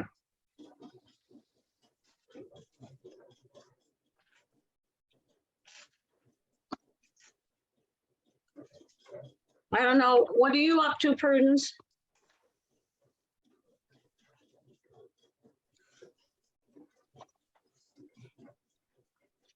I'm watching. You're watching, okay. I fell off early. Did you? Yeah. That's okay.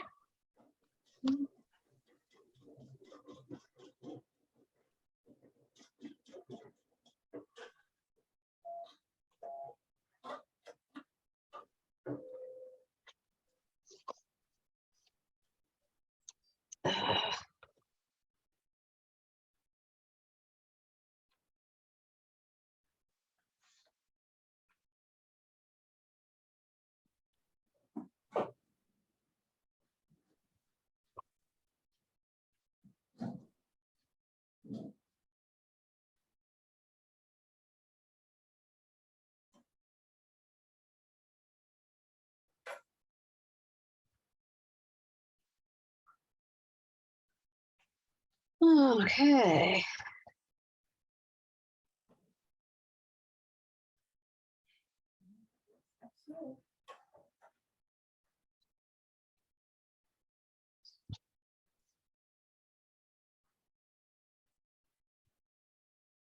Now we are going to take the stabilizer off once we complete the cross stitch. Now, some of the ladies in the class on Friday didn't want to do this step. So, of course, it's optional. So I'm going to show you what I'm talking about here in a minute. I missed, what did they not want to do? They didn't want to do this next step. Okay. They left their cross stitch design looking, I'll show you what I'm talking about. As soon as I take out my thread.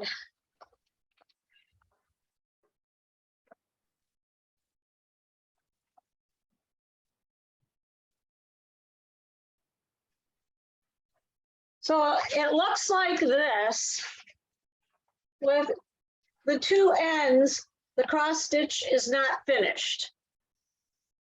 All right, so what I was going to do is show you how to finish those using the built-in stitches. So I'm going to thread the machine with red thread, and I have to wind a bobbin here. So I'm going to do that first. And then I'll put the camera on what I'm sewing.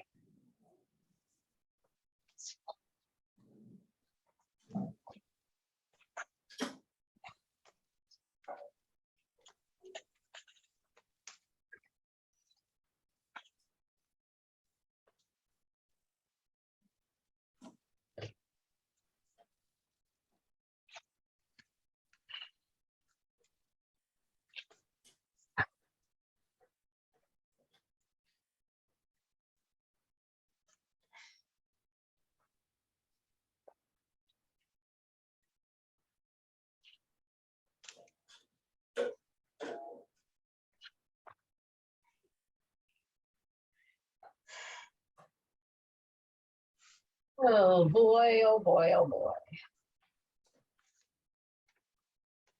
Ugh.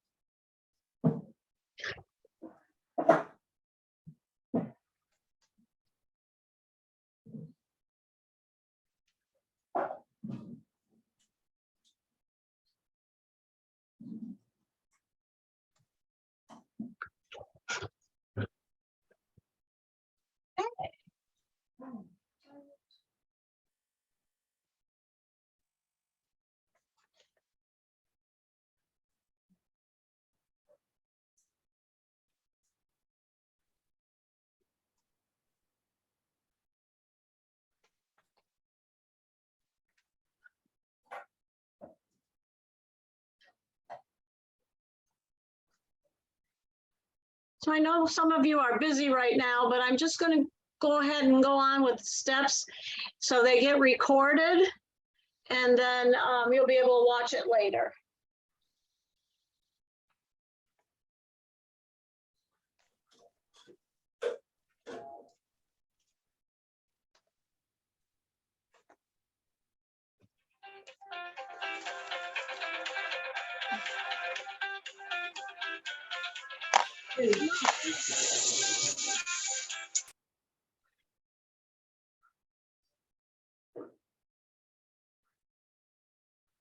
Okay, so this is my embroidery stitch out screen. And so I am going to go to embroidery edit. If I wanted to sew, I can't get there because the sewing stitch icon right up here is grayed out. And that's basically a safety feature. You can't go anywhere with your embroidery design once you're in stitch out. It's basically locked in place. So you go to embroidery edit first, and it moves the arm, the embroidery arm out of the way. I'm going to turn off the projection for just a minute. Turn it off, because I'm going to turn it back on again too. All right. Then I'm going to close this screen. And now you can see that the embroidery stitch out icon is lit up. So I'm going to tap that. And it goes to the sewing screen side. So now the projection is on, and I want, or it's not on, I'm sorry. I want to turn it on. And I want guide number 1 on. And it's on. And I'm going to make the width 8.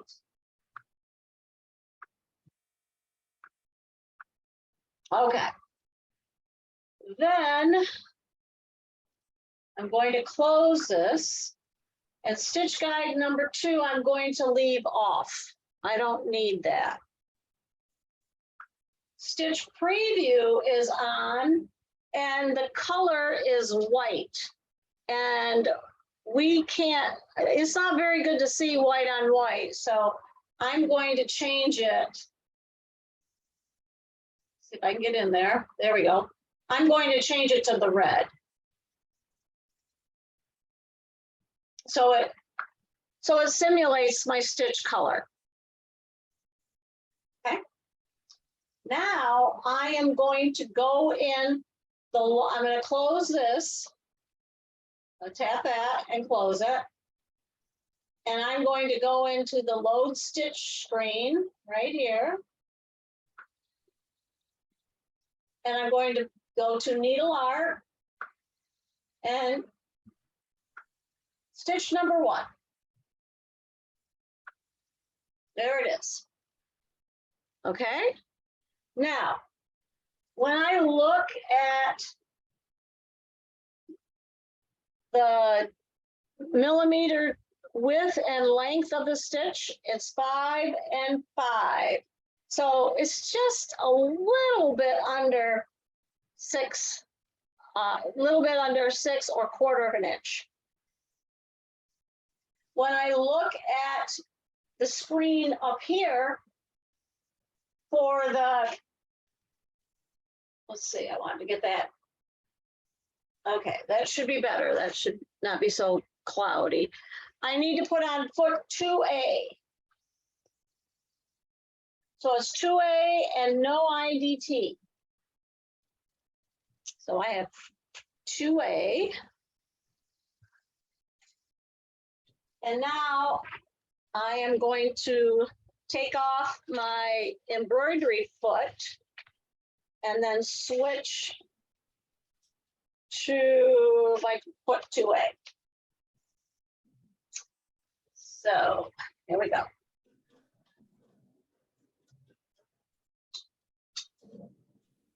I gotta get my trash can out of the way.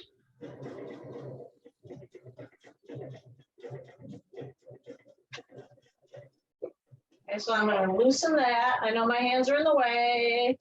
There we go. All right, then I'm gonna put this in place. And you'll notice on the screen, the needle is over to the left of the foot. So it's going to start at the left of the stitch out, not in the center. Now, you know, that line is pretty thick. I don't know if you can see that or not, but it's a pretty thick line. So I think I'm going to go back into the projection, and I'm going to turn down the width of the line. I don't need quite that big.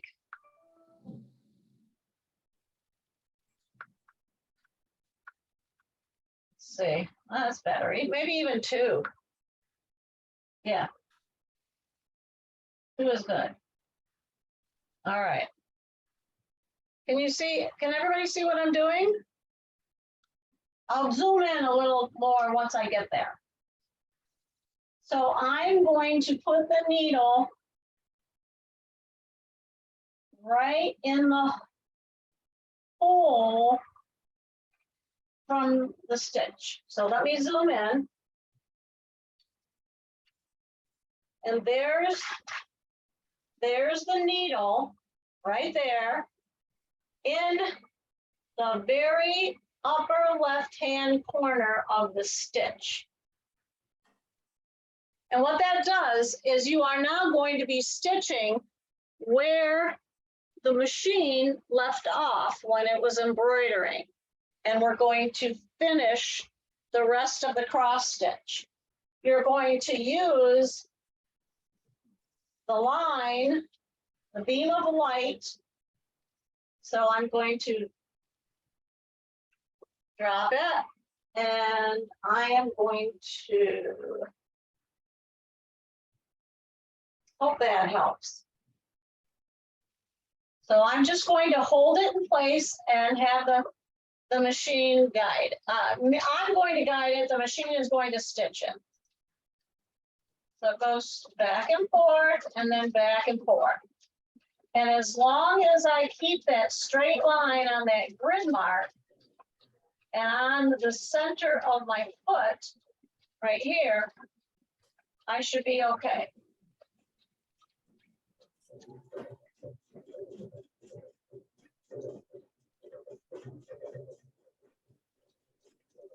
I'm getting off a little bit trying to watch what I'm doing here.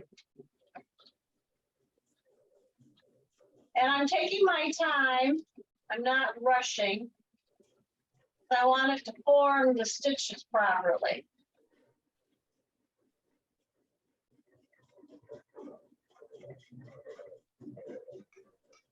What do you have the red line on, Adeline?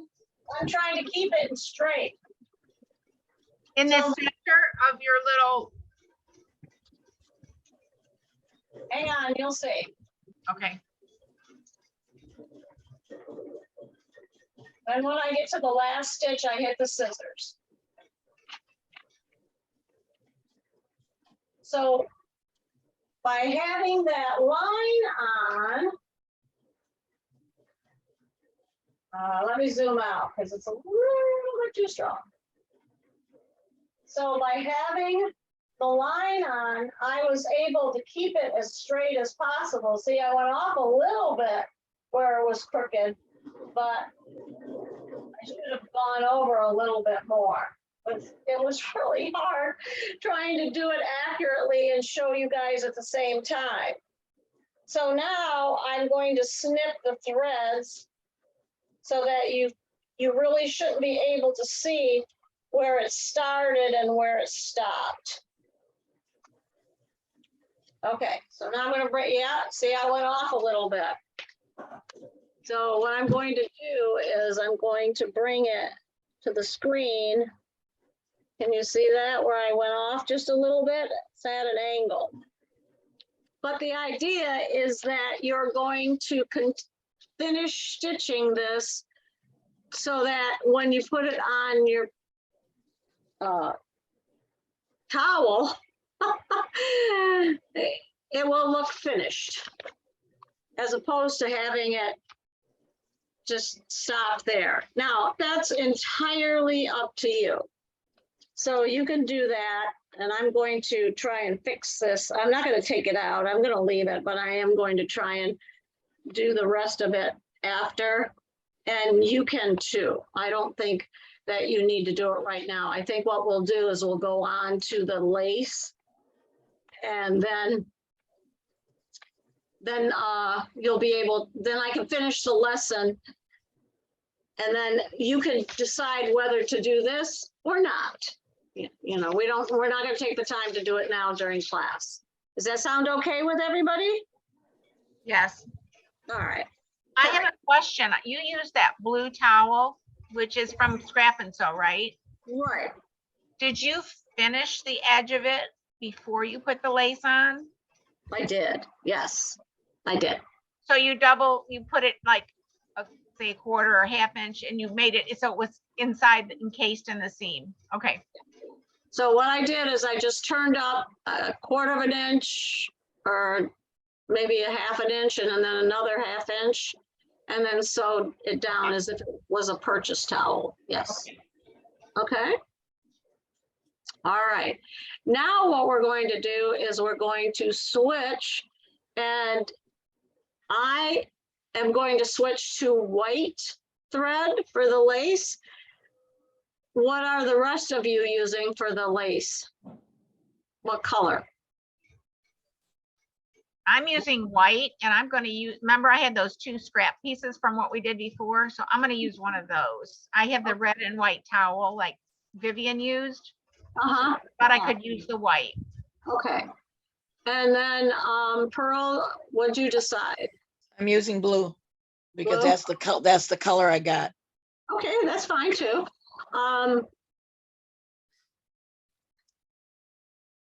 I just don't have enough red. Otherwise, I would use the red. But, and we sold all the red spools. We sold out at the store. So Prudence, did you get a red spool or did you want white?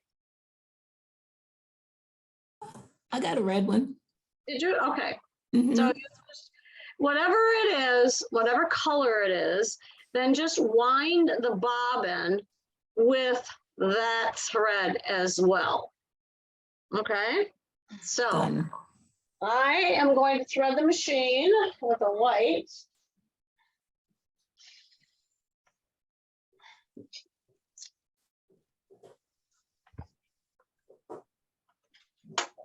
And then we'll go from there.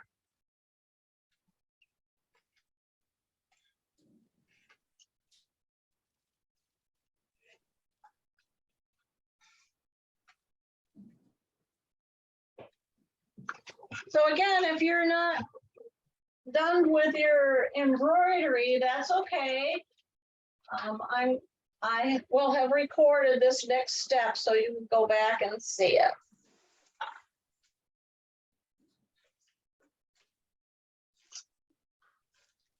Mine wasn't too dirty, but I would go back and check it and make sure you've got it cleaned out.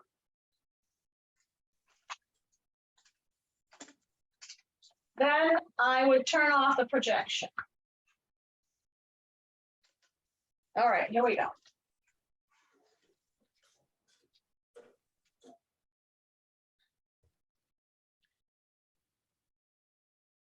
All righty.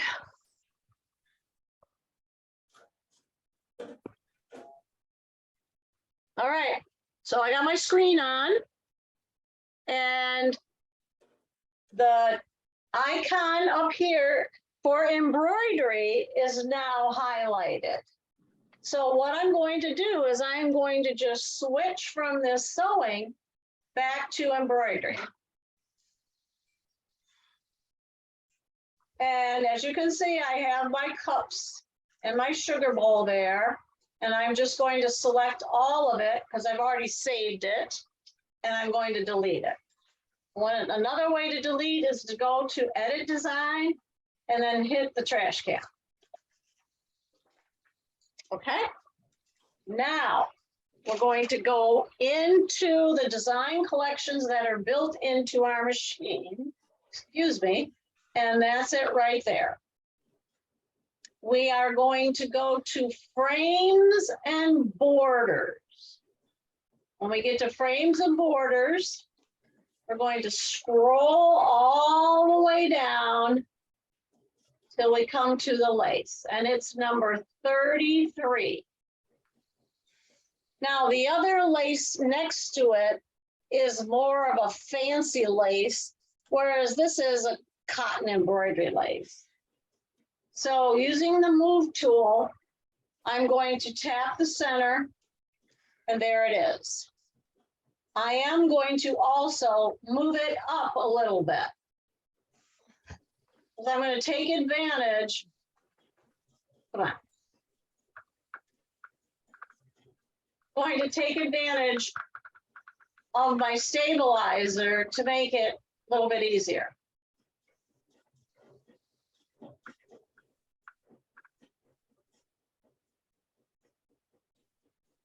I just move it up, yeah, 3 blocks or so, about 1.5 inches from the top of the hoop.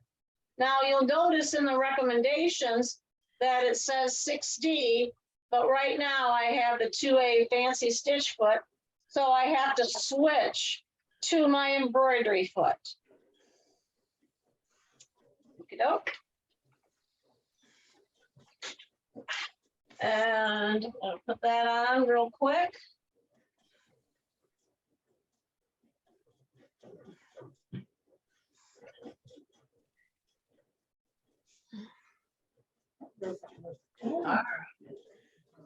Now I'm using the 240 by the 150 metal hoop.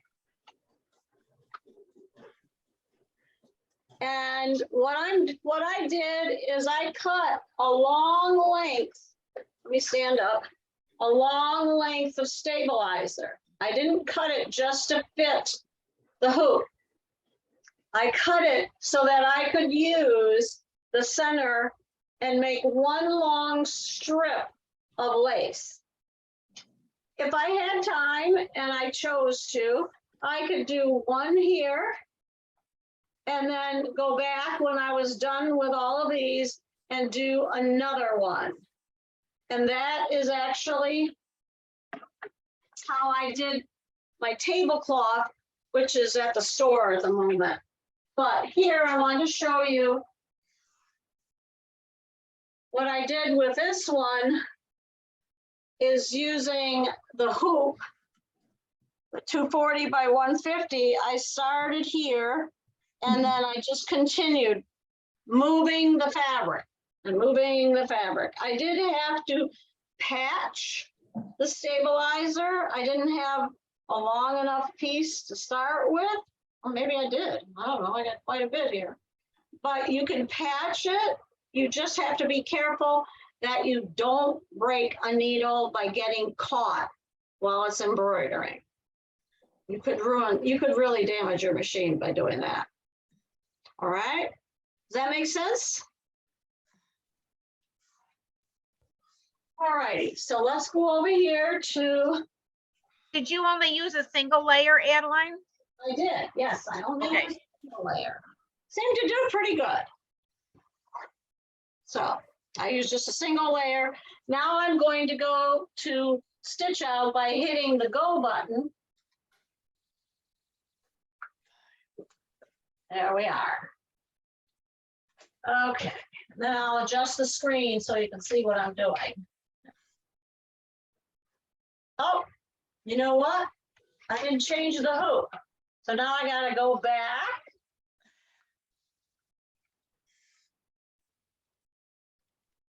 And go into hoop options and change it to 240 by 150 metal hoop, the grand metal hoop it's called. And now here's a good lesson. Let me bring the screen over. See what happened? By making that mistake and using a larger hoop and then moving the design, it took it out of the hoop. So now it's out of the hoop and there is an icon to bring it back into the hoop. It's right here. That's it. But I really don't want it that close. And that's because when we start adding the second, the third, and the fourth ones, it makes it a little bit too difficult to try and get it to try and match up the points. So what I want to do is I want to highlight it and then move it down about maybe 1 inch. Yeah, so this is a 1/2 inch and this is a quarter and a quarter, so that's about right. Okay. Understand? Yes? Yes, okay, What was the lace number, please? 33. Thank you. What section? Frames and borders. Well, under mine comes under number 5, under decorative. 5 what? When I looked in my book for frames, and Show me. I'm working at it.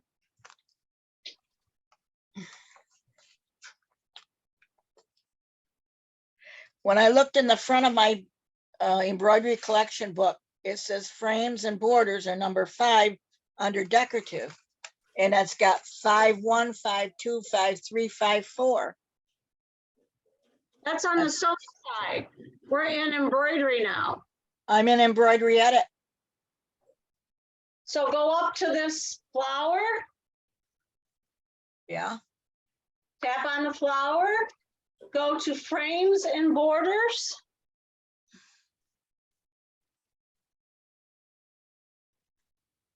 Okay.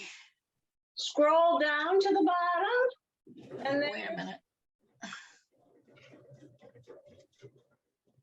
My machine doesn't want like me today.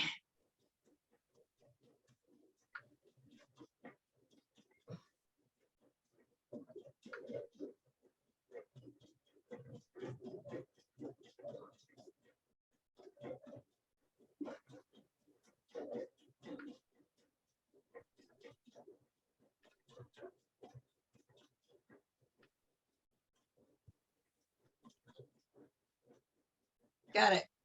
okay, Yep. and then load it. Okay. Yeah, and then I'm gonna close that and then bring it about an inch down from the top of your hoop. Okay, just a sec.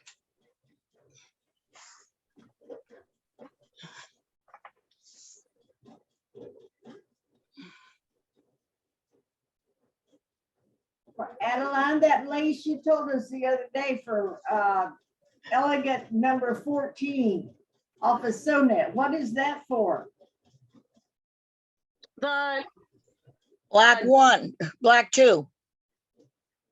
it's the decorative part of Black 2.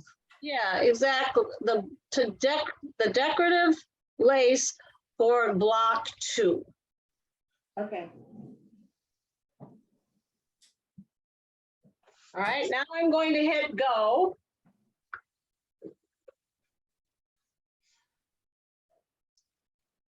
And it says to attach the hoop. I have to do that.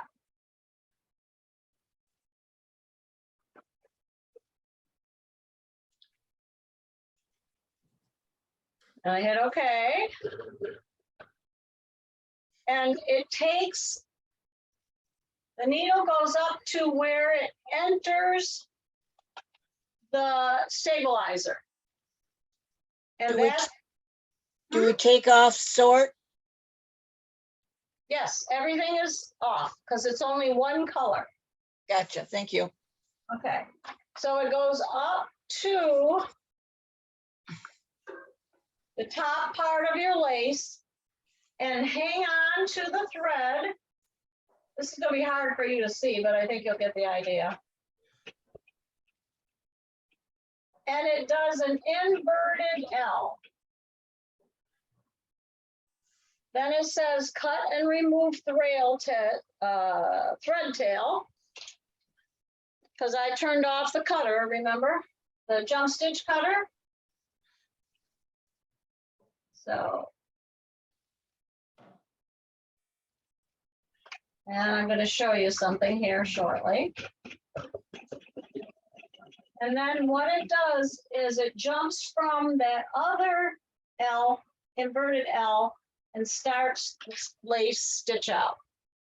So right here, now I'm going to zoom in.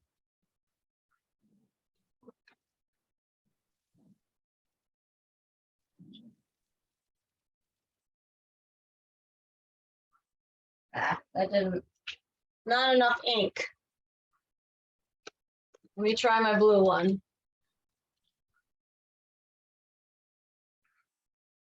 The blue one works. All right. Okay, so let me zoom in.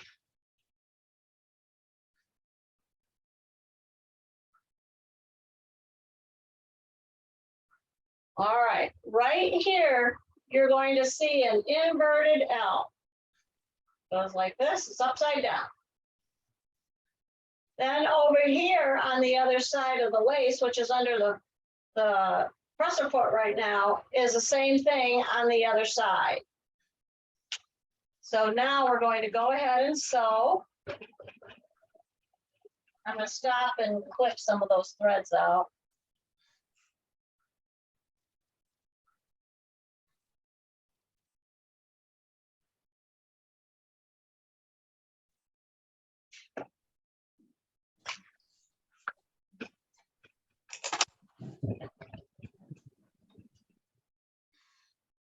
And I'm going to move it so you can see what's happening. Stop. This will be really hard to see because obviously it's in white.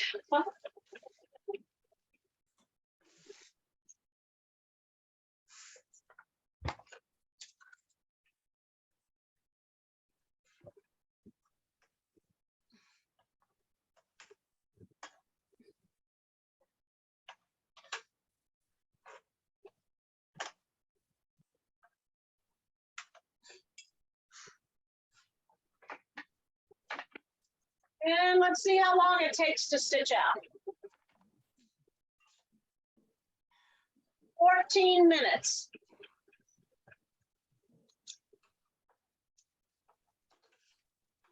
And how, is it 2 of those that you need to do or 3, Adeline?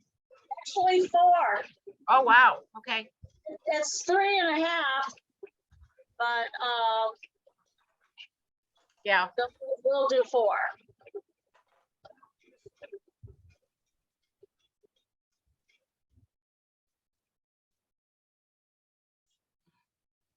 And this is a freestanding lace and it's digitized.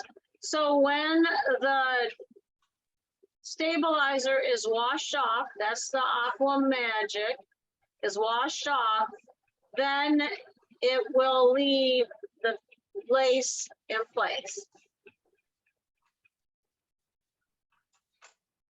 They'll all be connected.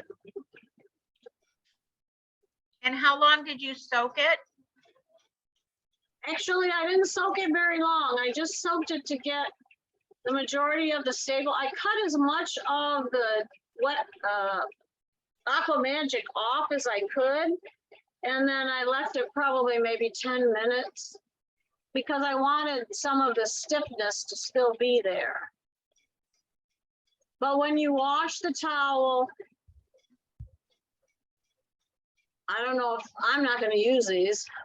Yeah. So if you were to wash the towel, then it would soften up all the lace. So you'd have to add some starch back into it. Best press or regular Niagara starch, something like that.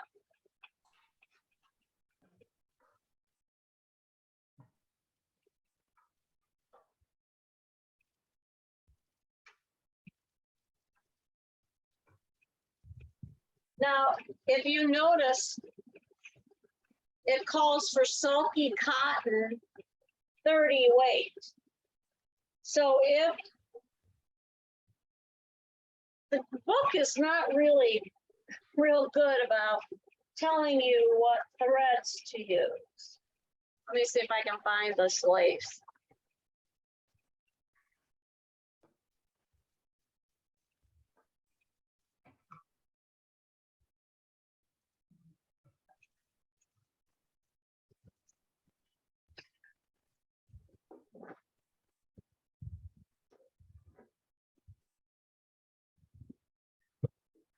What happens if you would use a 40 weight lace or 40 weight thread on this? Yeah, it would just be thinner and wouldn't have the bulk that's Right. associated with bobbin lace. Okay, cotton lace that you would have found in vintage linens. right.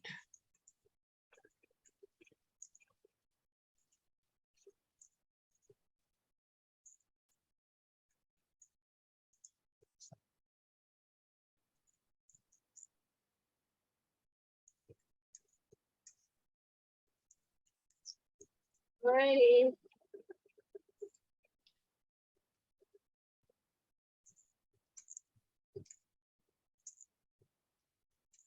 I have not much luck.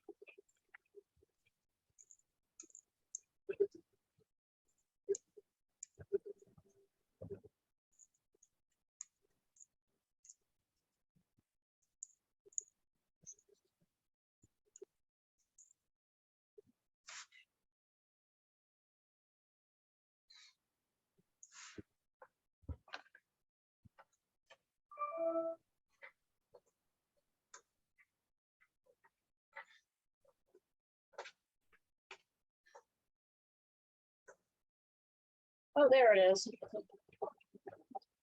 It says sulky cotton, but it doesn't say 30 weight. Now the lace next to it is the Robeson Anton and or Gutermann sulky. So that lace is using a rayon or polyester.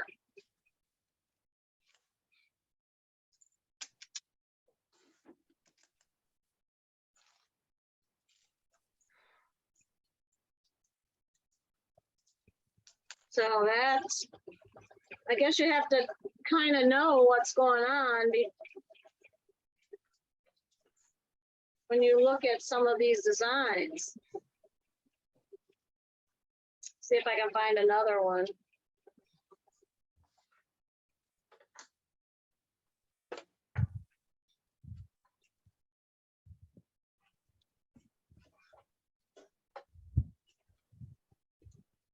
Well, look right now.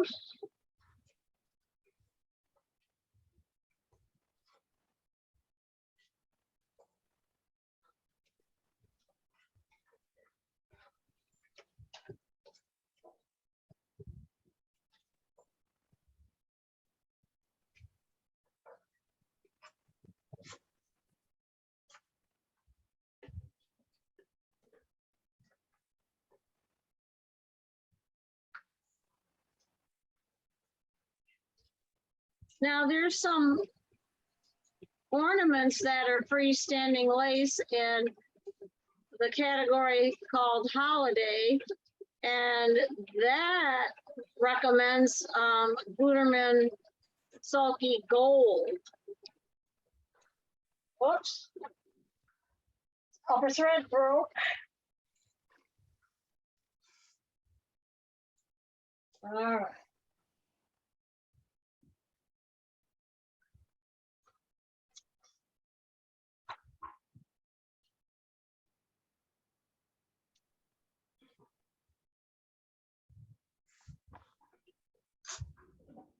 Like, oh.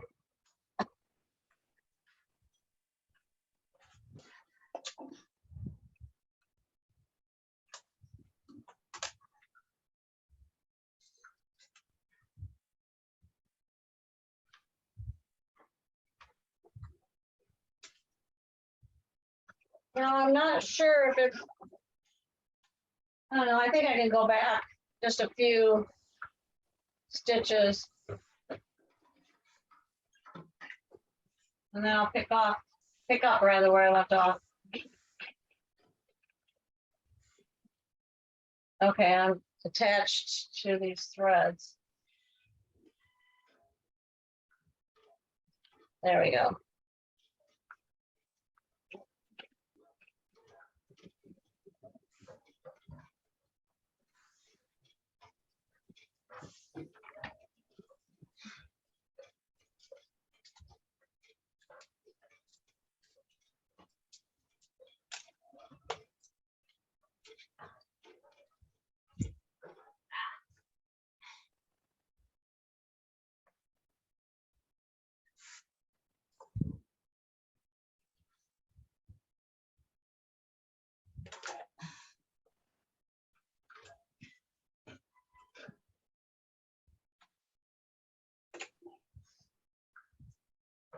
Janet had asked about the tray, and what I did with this design the other day is I trimmed it down to make it 8, and so that it had a 1/4 of an inch seam allowance right here, say the 1/4 of an inch, with a stabilizer. There were places where I couldn't quite get a 1/4 of an inch, but I think it'll be all right. So then what I did is I cut 2 pieces at 3.5 by 8.5. And now I'm going to check and see how big the block is. So the block is exactly 8 inches. So I trimmed down the 8.5 to 3.5 by 8. So I'm going to stitch right sides together, and I'm going to line them up, compensating for the shallow 1/4 inch seam. And then I'm going to sew right on that dark line, which is a black, or yeah, I guess it's a black.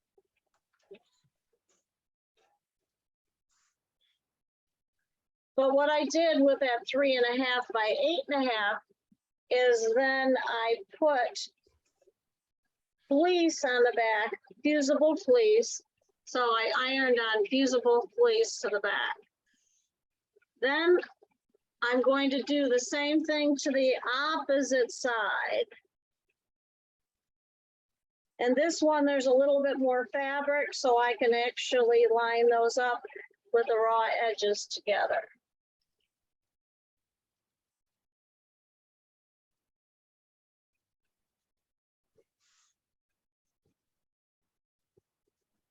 So it should look like this, Janet. Right? Okay.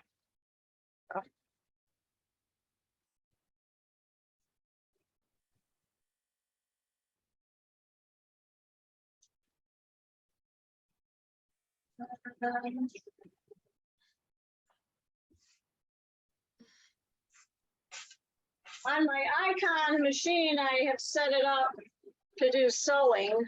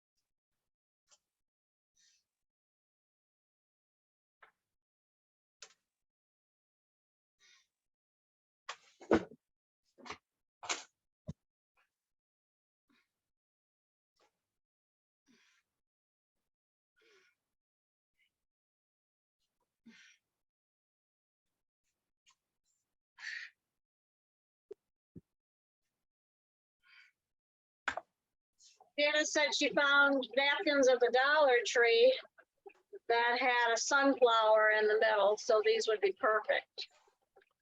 So then you press them away from the center block and then measure from here down to here.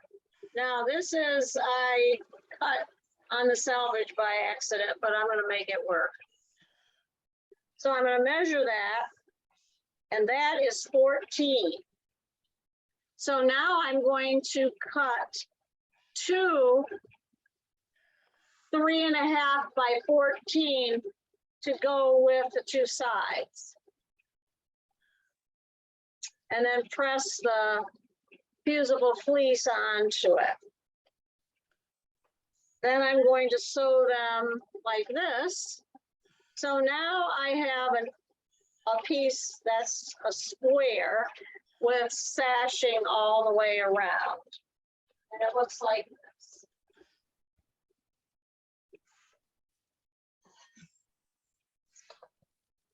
Janet, I sent you this block too. Did you get it? Haven't looked, Adeline. Oh, okay. Just let me know. So then you have, I can check on my phone. Okay. so see, then you have a piece like this with the two sides and then across the top. You're going to put a piece of our foam, you're going to cut it same size, and let me measure this to see what it was. Like the soft and stable. Yeah, yes. And it looks like it's 13 by 13. So you're going to cut, and then you're going to cut a piece of fleece and sew or press another layer right here on the back side, right here on the back side. So now they'll all have a piece of fleece covering the back of the blocks and the sashing. That gives it more body. So it'll be like the 13 by 13 is what that was. That just didn't have the two sides on it. Is that right? Right. Okay, so And so two fleeces, one on the back of the, Yep. Right here underneath this in our foam or the soft and stable is a layer of fleece, a 13-inch square of fleece. but what about the side with the sunflower? These already have fleece in them, see? I already put fleece in them. So you're just cutting another piece of fleece to go over the middle? No, the whole thing. So you'll have two layers on the sides, Okay, which makes it stiffer. That's the idea. The Okay. fleece is not enough. You need the soft and stable to make it hold the shape. Say like this. All right. Make sense? Okay, now it's time to line the marks up. So we're going to go back to the hoop right here.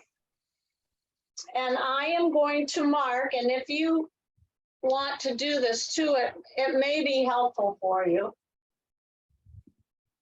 And whoops.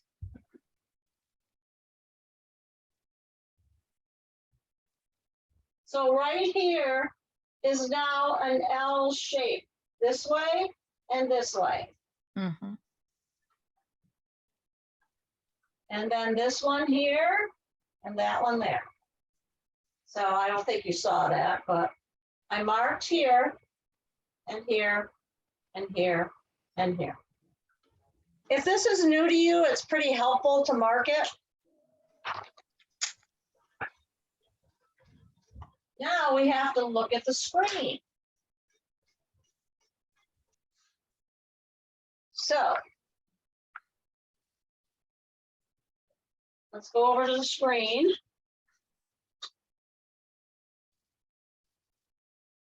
Let me move this out of the way. Drive me nuts. There we go. All right. Do you see this plus right here? Oops. See that plus right there? That's the needle point.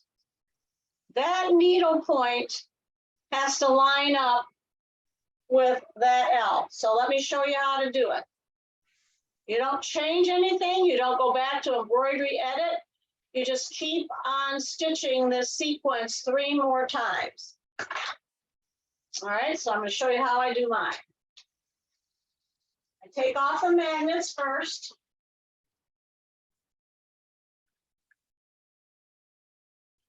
Oh, let me try my right hand. Or my left hand. My right hand's not working.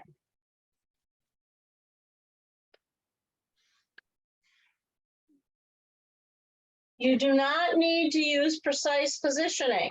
All you need to do is drag this up until your needle hits that corner.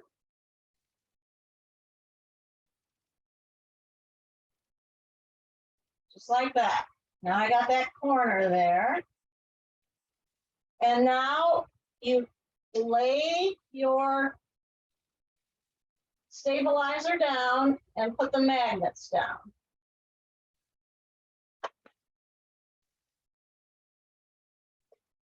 Man, these are,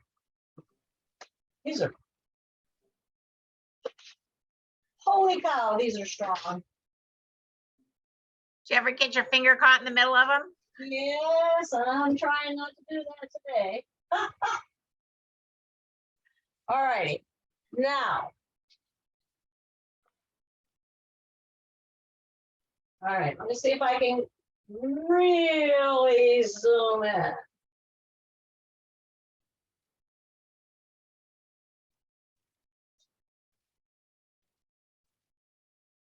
All right, so what you want to do is you want to make sure that that goes into the into that corner.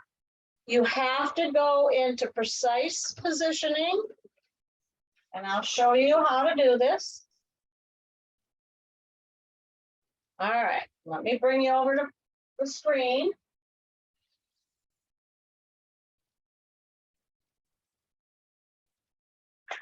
See the green plus right up here? That's where the needle is going. Just leave it right there. It's actually in the right spot. When this design is done embroidering, the needle jumps to the exact spot to connect these, to make them into endless lace designs. So what I'm going to do is right down here, that's the needle point. And so I'm going to lock the hoop in place. Then, so now it doesn't move because that knows that's where it's supposed to go. So what you're going to do now is you are going to check it again. And you are going to see if indeed that needle is right there. Mine isn't. Mine is off just a tad. I have to go down 3 notches and over 3 notches. So even though I moved that fabric right to where the needle was, it still needed a little fine tuning. Not a lot, you don't have to move it a lot. You know, if you've ever done edge to edge, sometimes you know you have to move it a lot to get it into the right spot. But this is how I do anything that requires matching points. I love the metal hoop for this fact. I take the magnets off, I slide the fabric where it's supposed to enter, where the needle is supposed to enter, and then I just double check to make sure it's in the right spot. Okay? Does that make sense? Mhm. So did you precise position that to get it when it was a little bit off? Yes, I did. And then you have to lock it again? I never do that. Well, I do. I want to make sure it's going in the right Oh, I spot. probably should be. That's why I was like, okay. Yeah. Let me show you on my table runner what it should look like. This will show up a little bit easier. So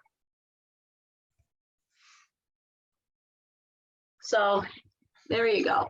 Now I'll get it over by the camera. See where those marks are? See Yep. where it locks and they match up, they meet up so that there's one continuous design. That's what you need to do. And then the next one, let me see if I can find a mistake. Aha, here's one. So here's a mistake where it doesn't line up. And now you have extra threads here. Whoops, right there, you have extra threads. that I'll probably have to take out, so it's not real obvious. But you don't have to do a basting stitch for this. There's no reason to. It'll hold it down.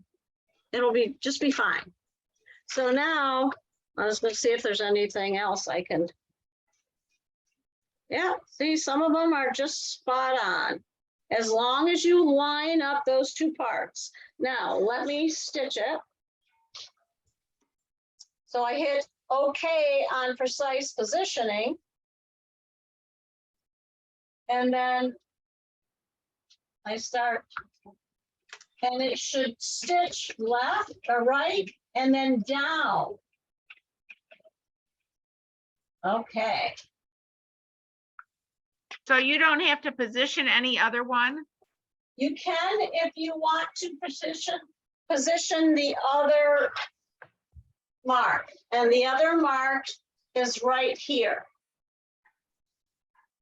Right there. Okay. And what that means is it straight across on your plane? So is it in the right spot on the left and straight across, or is it down just a little bit or up just a little bit? And that one is kind of tricky, but basically what I do if I have to is I take the right half of the mark or the magnets off and I just scooch it up just a little bit.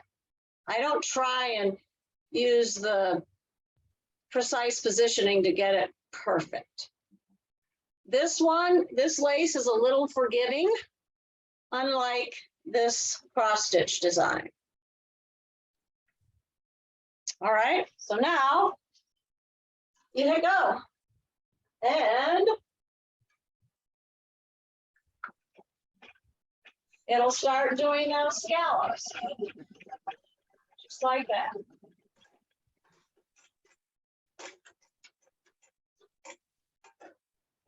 Now, I went and found the other cross stitch that I did with the software. This was a design that I found online. And the software, it's real easy. You just click away or you drag away and it'll fill up with the cross stitches. It's pretty simple.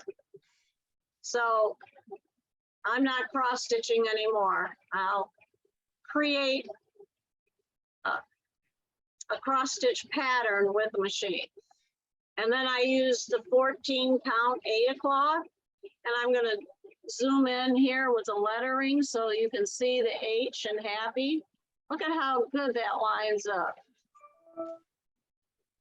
Can you see that? Where just the X's fit right in that, in the happy, right like that. See it?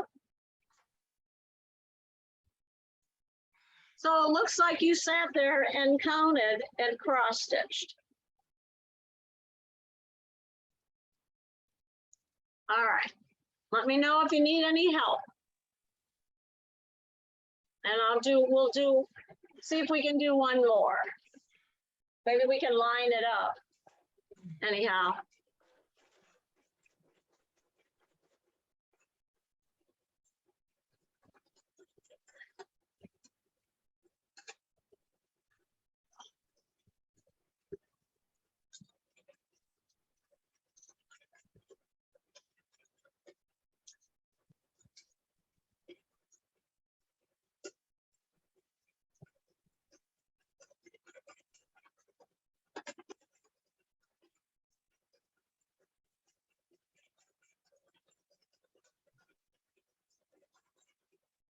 You're not going to believe what I did.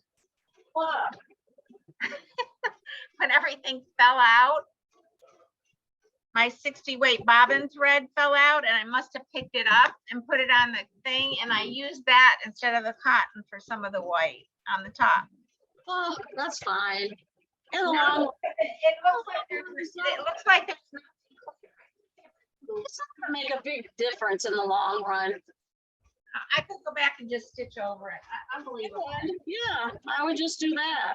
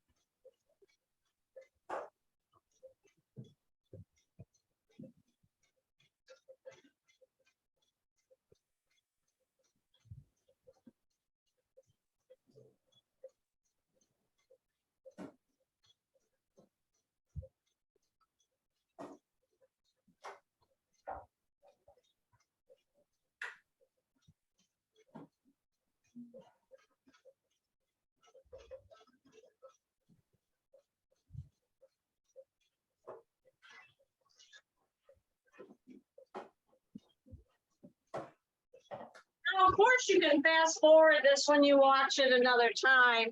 You didn't need to watch my stitch out. But next month, you had asked about the creative embellishment attachment. So we are going to be doing the creative embellishment attachment for our technique. And we're going to make a little pillow or whatever you want to make with it. It might be pretty on a t-shirt. What else? The back of a jacket. You know, it doesn't have to be a wall hanging, but I put mine on my wall hanging. So here is, I gotta find it.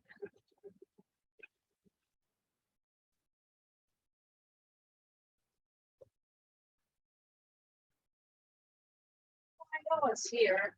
I haven't gone anywhere. Oh, there it is.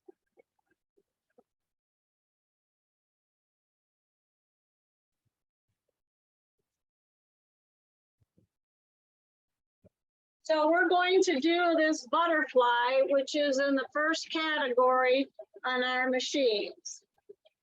Right here. So this is the owner's class.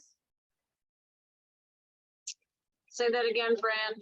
Is this one of the owner's class? No, this is not an owner's class.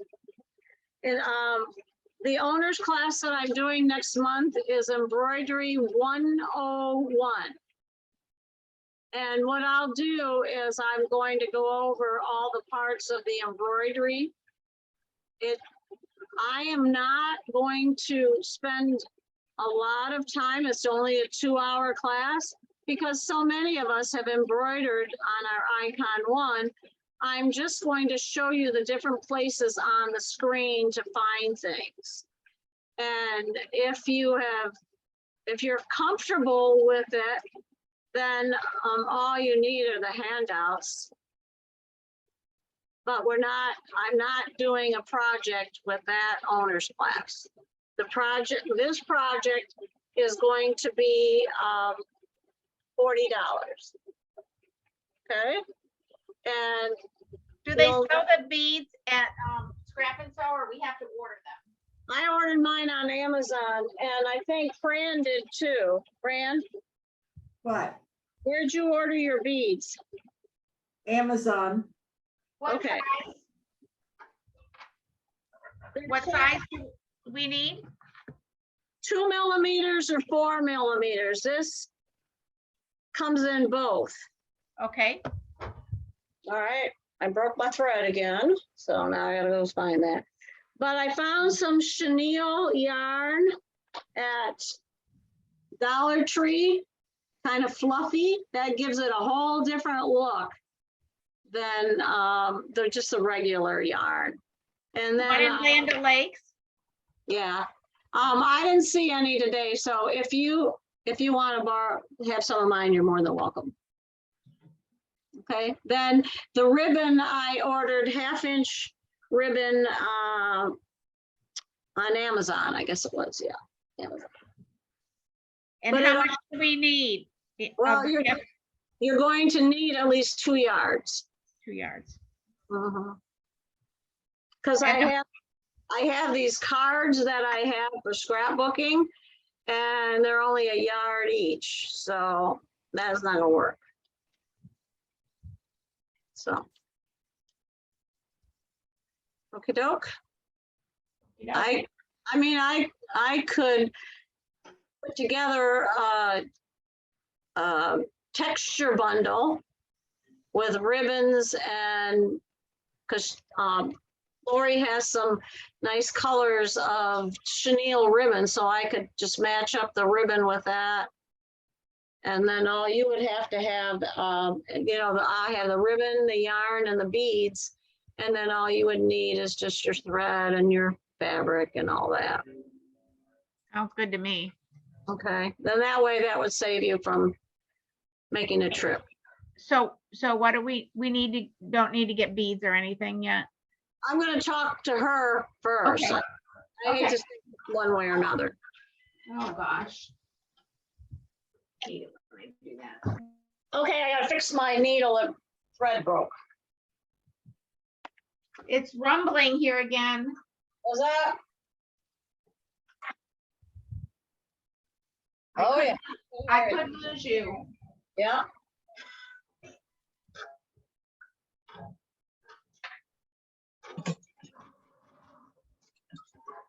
I think it's probably time for me to change my needle, but I forgot to buy them. I was gonna buy them on Monday, but that didn't happen.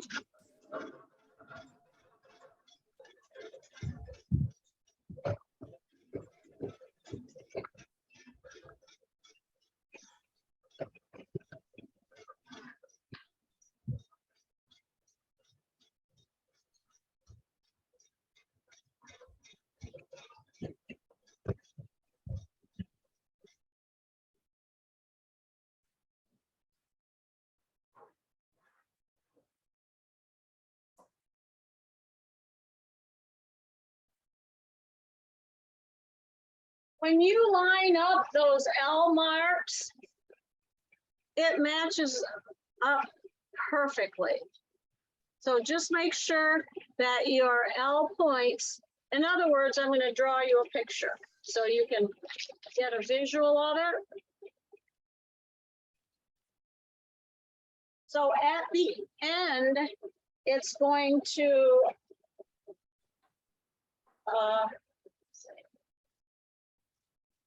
You know what would help, Adeline, if you made it so you're not sharing, because I don't know, but on my screen, is she small on all of yours? Because we're seeing the your sewing machine as the main. yeah, I can stop sharing. That's no problem. All right. Now, the L's look like this. Can you see that? Yes. All right. That's what the L's look like. I don't know if I've got, maybe I have them too far apart.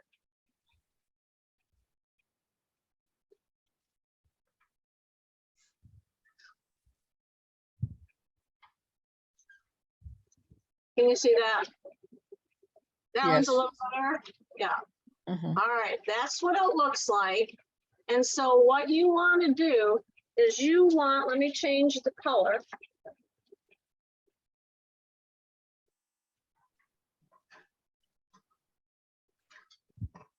You want to be in that corner. Yep. With a needle. And then it will sew across and down. Oh man, I need a new ink pen or marker. So it will sew across and down like that if it's lined up. That's what you want to have lined up. Okay. Does that make sense when you try to match it up? Yes. You know, that's the best way I can explain it. And then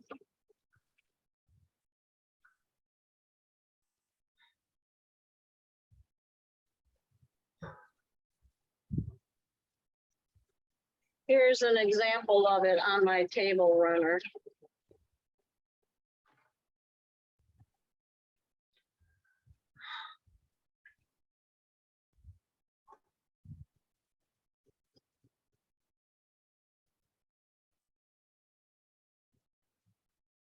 You might want to check too and make sure you don't catch any of the other threads in it.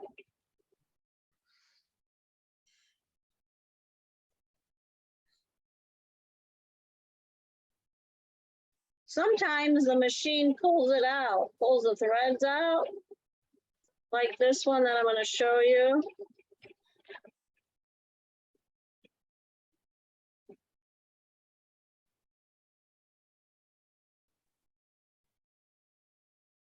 Is that close enough for you? Yes. So you see this one here is complete, whereas this one, the top portion is gone. Let me see if I can find another one. So basically what the needle does, what the machine does is it pulls it out when it starts stitching.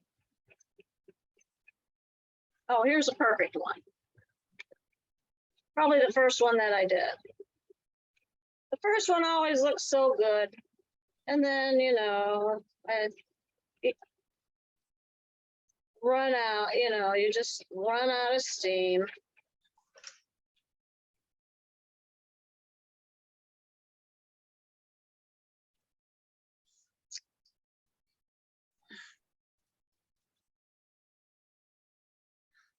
My threads got caught.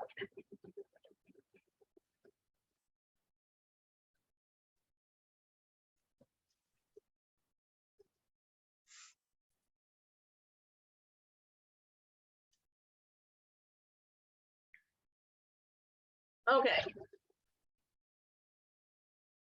There it is. There it is. Those are the connecting, and you see how that lines right up with that flower, the leaf design in the middle? Mm-hmm. All right, here's one that didn't line up. And the only reason I'm showing this to you is for teaching purposes. See how that one doesn't line up? Can you see that? No. Yeah. Now it doesn't line up. It's just a tad bit off. Mhm. That makes a difference. That really does. But if you get it lined up perfectly, it's spot on. So that's basically how to use endless designs. All right, now I'm done with the second one.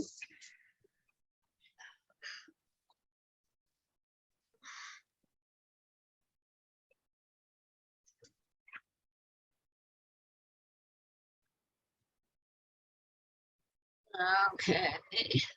Yep. Can you see that? See Mhm. how that's how it ended, but this is how it started. And you can see that it matched up perfectly with those scallops and then the pattern. Now, once you get all 4 of these done,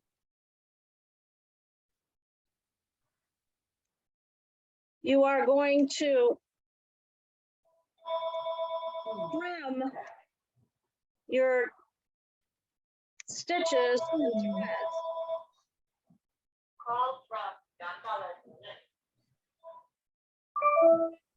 because these get washed away. These little markers here, they get washed away when you rinse them off. But what is stitched together does not.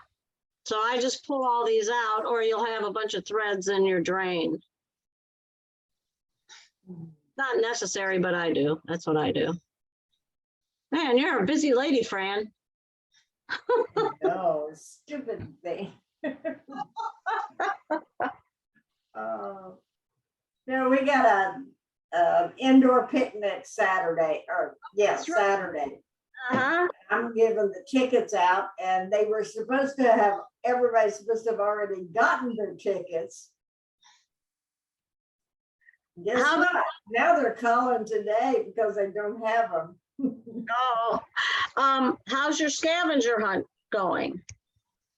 I we've already decided on everything and I've got it, well, I've got it, part of it typed up, or at least so we can identify what it is, but there.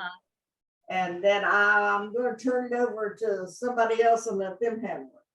Oh, okay. Adeline, Yeah. in regard to the embroidery 101 technique owners class that's coming up in September or thereabouts, Yeah, September. can you tell me what other classes will be entitled to the owners? Yes. And so what I'm trying to do is I'm trying to put my notebook together with these numbers. You know, some of the numbers are ones and some of them are 13s and some of them are 11s and da. Yeah. So I'm trying to put something together that resembles where we've been with you. All So right. I'm trying to come up with what are we missing, or what aren't we entitled to, or that type of thing, please. All right. So coming up is Shape Creator, Yep. Applique Creator, fonts, and precise positioning.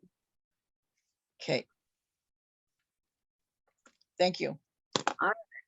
And that should do it. Okay. So just one class on the embroidery portion of it? Yeah, because so many of us all already know how to put the stabilizer in the hoop and, how to call up the design, all those kinds of things. Okay. But I'm going to point out on the screen the important features to know that are different from the icon. Okay, because some of us haven't ever had an icon. Right. Oh, yeah. I haven't had a FOF since 75, 70. So there's a lot of technology from that point until present. Yeah. Yeah. You know? Yeah. First of all, you don't have precise positioning. No. Didn't come out till the 2140. I was trying to think what else. That's pretty much it. Okay. Yeah. Because all of the classes that I've been doing include where it's repetition of the techniques. So Right. for example, this one, I didn't need to teach you how to hoop a metal hoop. Most of you know how to do it already, but I wanted to teach you how to align endless designs, because in your machine, if you go into the help category, there's a bunch of endless designs. And the handout featured the endless design hoop, which is not very good. I don't find it to be a plus. Okay. I'm much more successful with a magnetic hoop.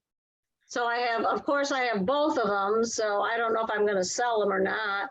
Probably not. So what else? So, but I have a luggage tag for the Shape Creator is going to be just a Shape Creator. And the Applique Creator is just going to be the Applique Creator. And precise positioning, we're going to talk about 1 and 2, and then how 3 and 4 works. Okay. And then the fonts and how they work, which many of you have already taken the fonts class, so it'll just be a review. But nonetheless, a lesson. Great. Okay. Thank you. Thank you. All right. So now your next step is to bring your needle right here and line it up right in that corner of the L. So you're going to take your magnets off. My hand's starting to get swollen, so I'm gonna have to hit it quick pretty soon. Okay.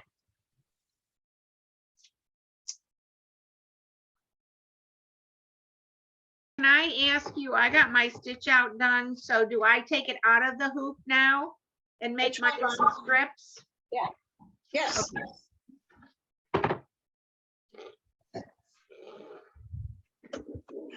Okay. So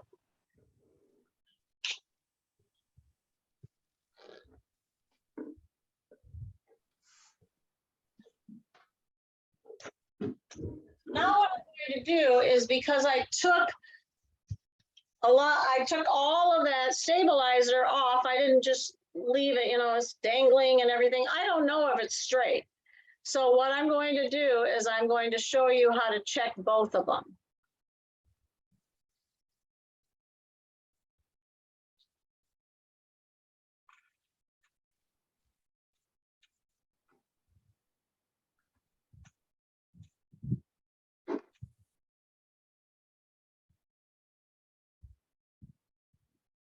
So Adeline, when I add the extra stitches, do I still have the stabilizer underneath it at the Yes. both ends? Yes. Otherwise it will tunnel. Okay.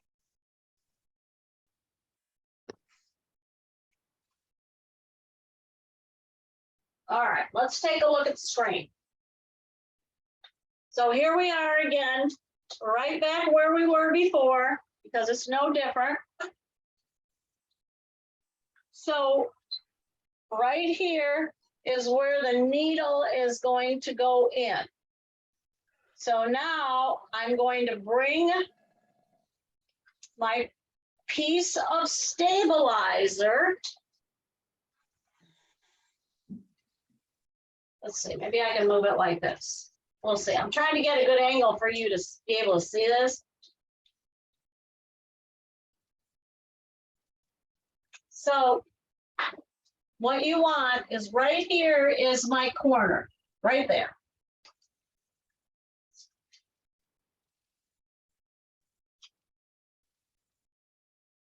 Okay. And then this one over here. So what I'm going to do is I'm going to put the needle right there in that corner. See?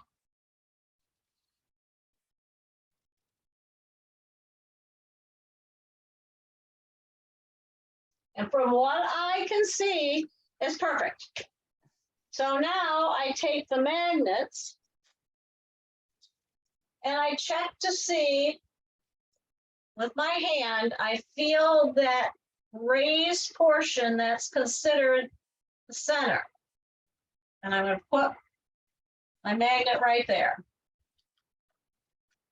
Then I'm going to go down and do the same thing with the stabilizer at the bottom. You can't see that part though. I'm going to check it right here where the where it's showing up on the hoop, and then put the magnet. Then I'm going to put the other two, well, actually the other four, because the two at the bottom and then two at the top.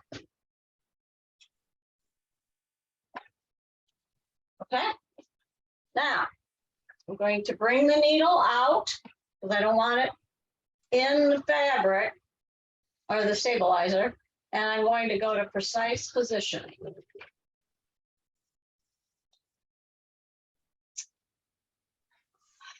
Okay, so right now, if I move that, I'm going to have to get right into that corner. So I know for a fact that right now, and so I am going to go right over here. That's the needle position. And then this is locking the needle in the hoop position. So now I turn the hand wheel and it still is right in place. But I now have to check this side. I keep hitting the stand, that's what's happening. So what I do is I go back to the needle position because I'm moving the needle position now. and I want it over there. The easiest way to do that is to hit the upper right-hand corner needle point. It brings it right to that needle point. Is it perfect? I don't know. So down here at the bottom of the screen is an icon where you will be able to zoom in and see the needle position. Can you see that? Yep. That is right in there. Perfect. So it's straight. I'm lucky it was straight, but if not, take off the magnets here and just move it until it's right in that needle spot where the needle's going in. Now, lock it in place. Let's check it. Now, because it jumps to that other side, so we can check to see if it's in the right spot. And it's off by 1 tick. So if it's off by 1 tick, I'll do it. There, perfect. Because if it's off by a lot, I'll move the fabric to make it work. Because I want to make sure it works. Okay, I want to make sure it lines up. And I showed you what happened when it doesn't line up with that leaf design. Now, it'll stay at that screen. And when you go to try and sew it, that's all you'll see. So make sure that you switch from the needle to the hoop. And when you go back to the hoop, it'll give you the whole design in the hoop. Click OK or check OK. And it goes back to where it starts. And we know that both of those are going into the correct point. And now I'm going to stitch it out. So what it just did is it lined up. There we go with that mark. Now I use my pen because this is going to get washed away. So none of the pen marks will be on our lace. All right, so now let's see how it lines up. There you go.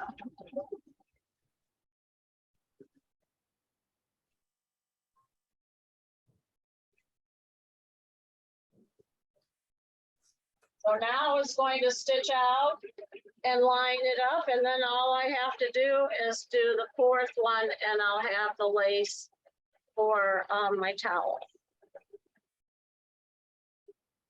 So now what I could do is if I wanted to, I could tea dye it. If I wanted to buy some fabric dye, I could dye it with a fabric dye to make it any color that I want. I would definitely, if you have scraps, I would definitely try the scraps first to see how they dye. It may not be what you like, and then you've just ruined all this lace. Or else you have a new color. I have a RIT dye that's purple, and I probably won't use that because I don't have anything that I'm doing that's purple. So. But I have some tie-dye that I bought a couple of years ago to tie-dye t-shirts with my grandson. So he didn't want to get dirty. He was in that phase of his life. Does anybody have any questions? No? Well, that's good if you don't have any questions. I'm very pleased to hear that. And I should have enough stabilizer to finish one more, but if you don't, just, you know, match up the stabilizer and make sure that when it stitches over the joining edge of the stabilizers, that it doesn't get caught in the foot, your embroidery foot. Don't walk away. Don't. Make sure you babysit it. So, any questions? I'm so far behind, but anyways, do I take, before I stitch these, do I take the basting stitch out? Do you do what, Janet? I stitch the extra X's Uh-huh. out. You take your basting out, yes. Okay. And then when you're all done with that, and then of course you can tear away as much as your stabilizer as you can. Okay. And then what I just did is I just pulled away the Aida cloth and made like a little frayed edge, and then sewed it down with white thread to the towel. Okay. And then I was done. And then with the lace, what I did is I sewed a zigzag stitch, basic zigzag stitch to the lace to the hem. You're going to rinse it, maybe about 10 minutes, then blot it dry, let it dry, and then press it. Press it so it forms back into the shape that you want it to look like when you stitched it out. So, What I about your, used the blocking method. Remember how you told me to put the pins in it? yeah, Which really made a big difference to keep it from shrinking. yeah, if you block it, it's supposed to be, you can look in your book to see how long each section is, and then put pins and make sure each repeat is the correct size, and then press it, and you should be good to go. So, what about your pipe? What about your piping? okay, the piping, you use the cording. This is what I used. Uh-huh. And I cut approximately an inch. No, I folded it over. I folded it. Did I say 3 inches? Yes. Okay, I folded it so I had a 1/2 inch, and then I stitched the piping I used my stitch next to the piping, right? I moved my needle so that it was right before the piping, so that I had a piece that was just as long as this. Okay. Okay. I trimmed off the extra. So I had probably about maybe just 1/4 of an inch of fabric past the piping. Mm-hmm. And then I put the piping underneath that frayed part of the Aida cloth, and then sewed it to, actually what I did is I put it down on I pinned this onto the towel first, and then put it in behind the Aida cloth, and then stitched it all in once to the towel. Okay. Thank you. You're welcome. Any other questions? No? I've got a question. Go I know ahead. you know this, but how, the magnets are so strong. Do they mess with your phone at all? Can you what? The magnets. Yes. They're strong. Yes, they're strong. So do they have any effect on your phone? No. And the reason I know that is to your phone, you mean? You meant to the machine. Computer, but But more did you? than- Well, any of those things that are electronic. Well, I would keep them away from any of those things that are electronic, for sure. Yeah. They are, back in the day when we talked about magnets, they were afraid it would ruin the machines, but it's not going to ruin the machine. They're designed with that intention of using it on our embroidery machines. Okay, However, Prudence, is that Prudence that asked? that's yeah. me. Well, my computer wouldn't start. And so my son-in-law is Cisco certified and he does all the whole thing. And I said, do you think I got my magnets too close to the computer? He said, absolutely not, that they're not strong, that it would have to be like a major. He said it wouldn't, it was actually, and he had to take the battery out because it gets loose, it's old. Oh, okay. But he said no for the computer, it would not, because I was petrified I ruined it.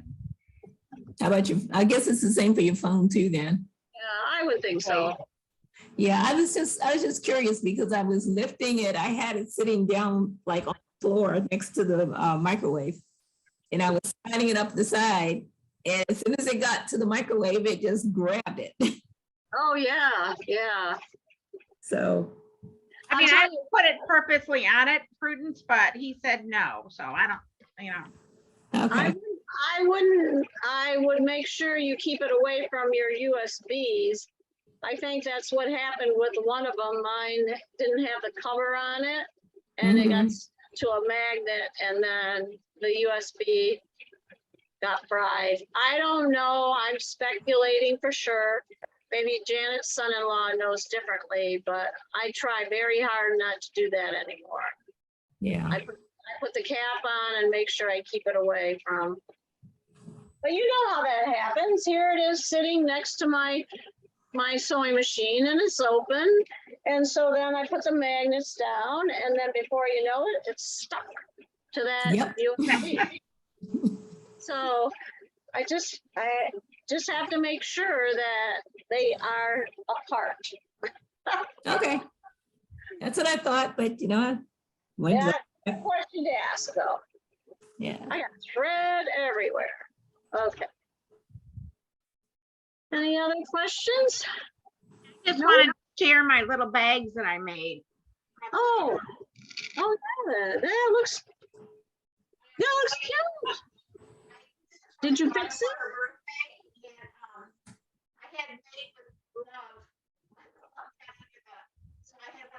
Yeah, I didn't hear you, Janet. It says supposed to say made with love, but I had to put the Velcro over the love, so I had a little charm that I put.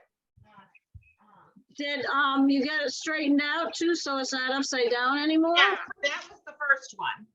Okay. Knitted it, but she had it, because I looked and looked, she had it wrong in the design. You have to flip it. There's no other way. Okay. I guess you could put it the other way, but then the opening where you turned it is gonna be where you don't want it, but this one is gonna be mine. And she puts a handle on hers with string, but I'm going to, I think if anything, I'm gonna put like a little wrist.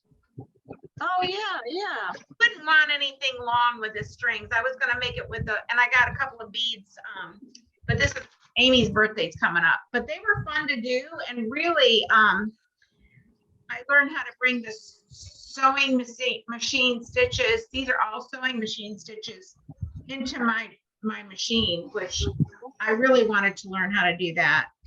And that was the same concept that I was explaining at the beginning of the class, is just to bring in the cross stitches and line them up.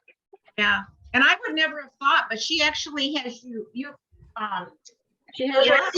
those are sequins, and I stippled over them. I put a little bit of netting underneath over the fabric, and so the sequins are in the netting, and you can stipple over them. I thought, but you can sew right over them.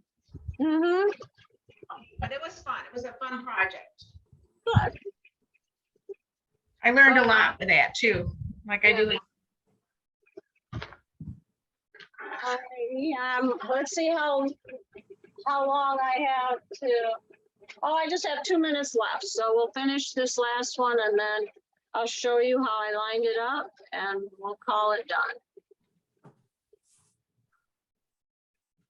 I'll turn off the share and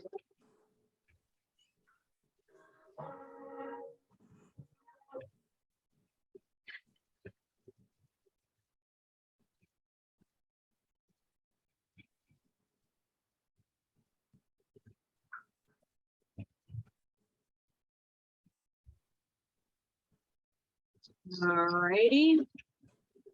1 minute, 1 minute.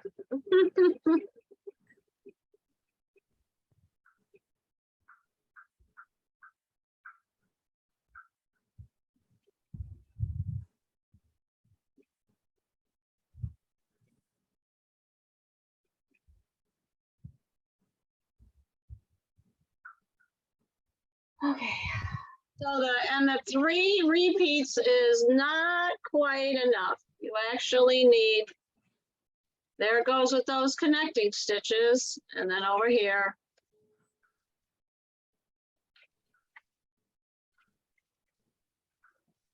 And then it goes all the way back to the top of the design. And that's where you take and move your fabric.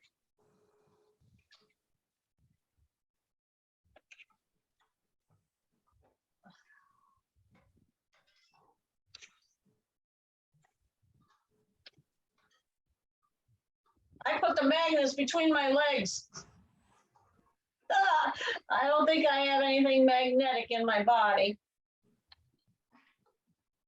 So now I'm going to just drag this until it comes to that corner. And I'm going to turn the hand wheel and make sure that it's all lined up. I just there. There we go. So I'll put one here and one here.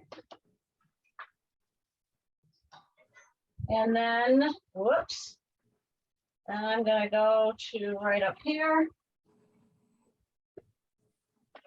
Ouch.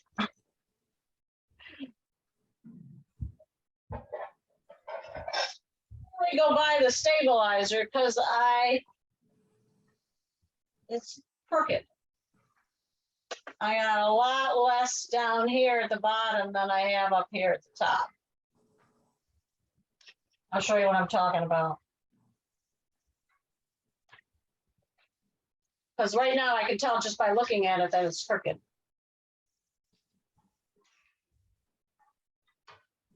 See how it's crooked? You can actually see how it's crooked. So then when I go to line up this other one, it's not going to be straight. So what I have to do is I have to line this up first and then move this side till it, let's go to precise positioning. All right, now lock it. Yeah, that's pretty good. Now I'm going to go, I'll go back over here and show you again what I'm doing. It's locked in place on the left. Now, I want it to move over here. So I'm going to the upper right-hand corner. And when I zoom in into the needle, I can see that it's perfect. I'm going to lock it. And then I am going to look to see. Oh, it's off. Yep. And I think probably what happened is the stabilizer has shrunk up a little bit as it's been stitching. I'm gonna bring it down just a little bit. All right, then I hit the hoop here. So it'll take me back to the whole entire hoop. And now I'm good to go. One last time.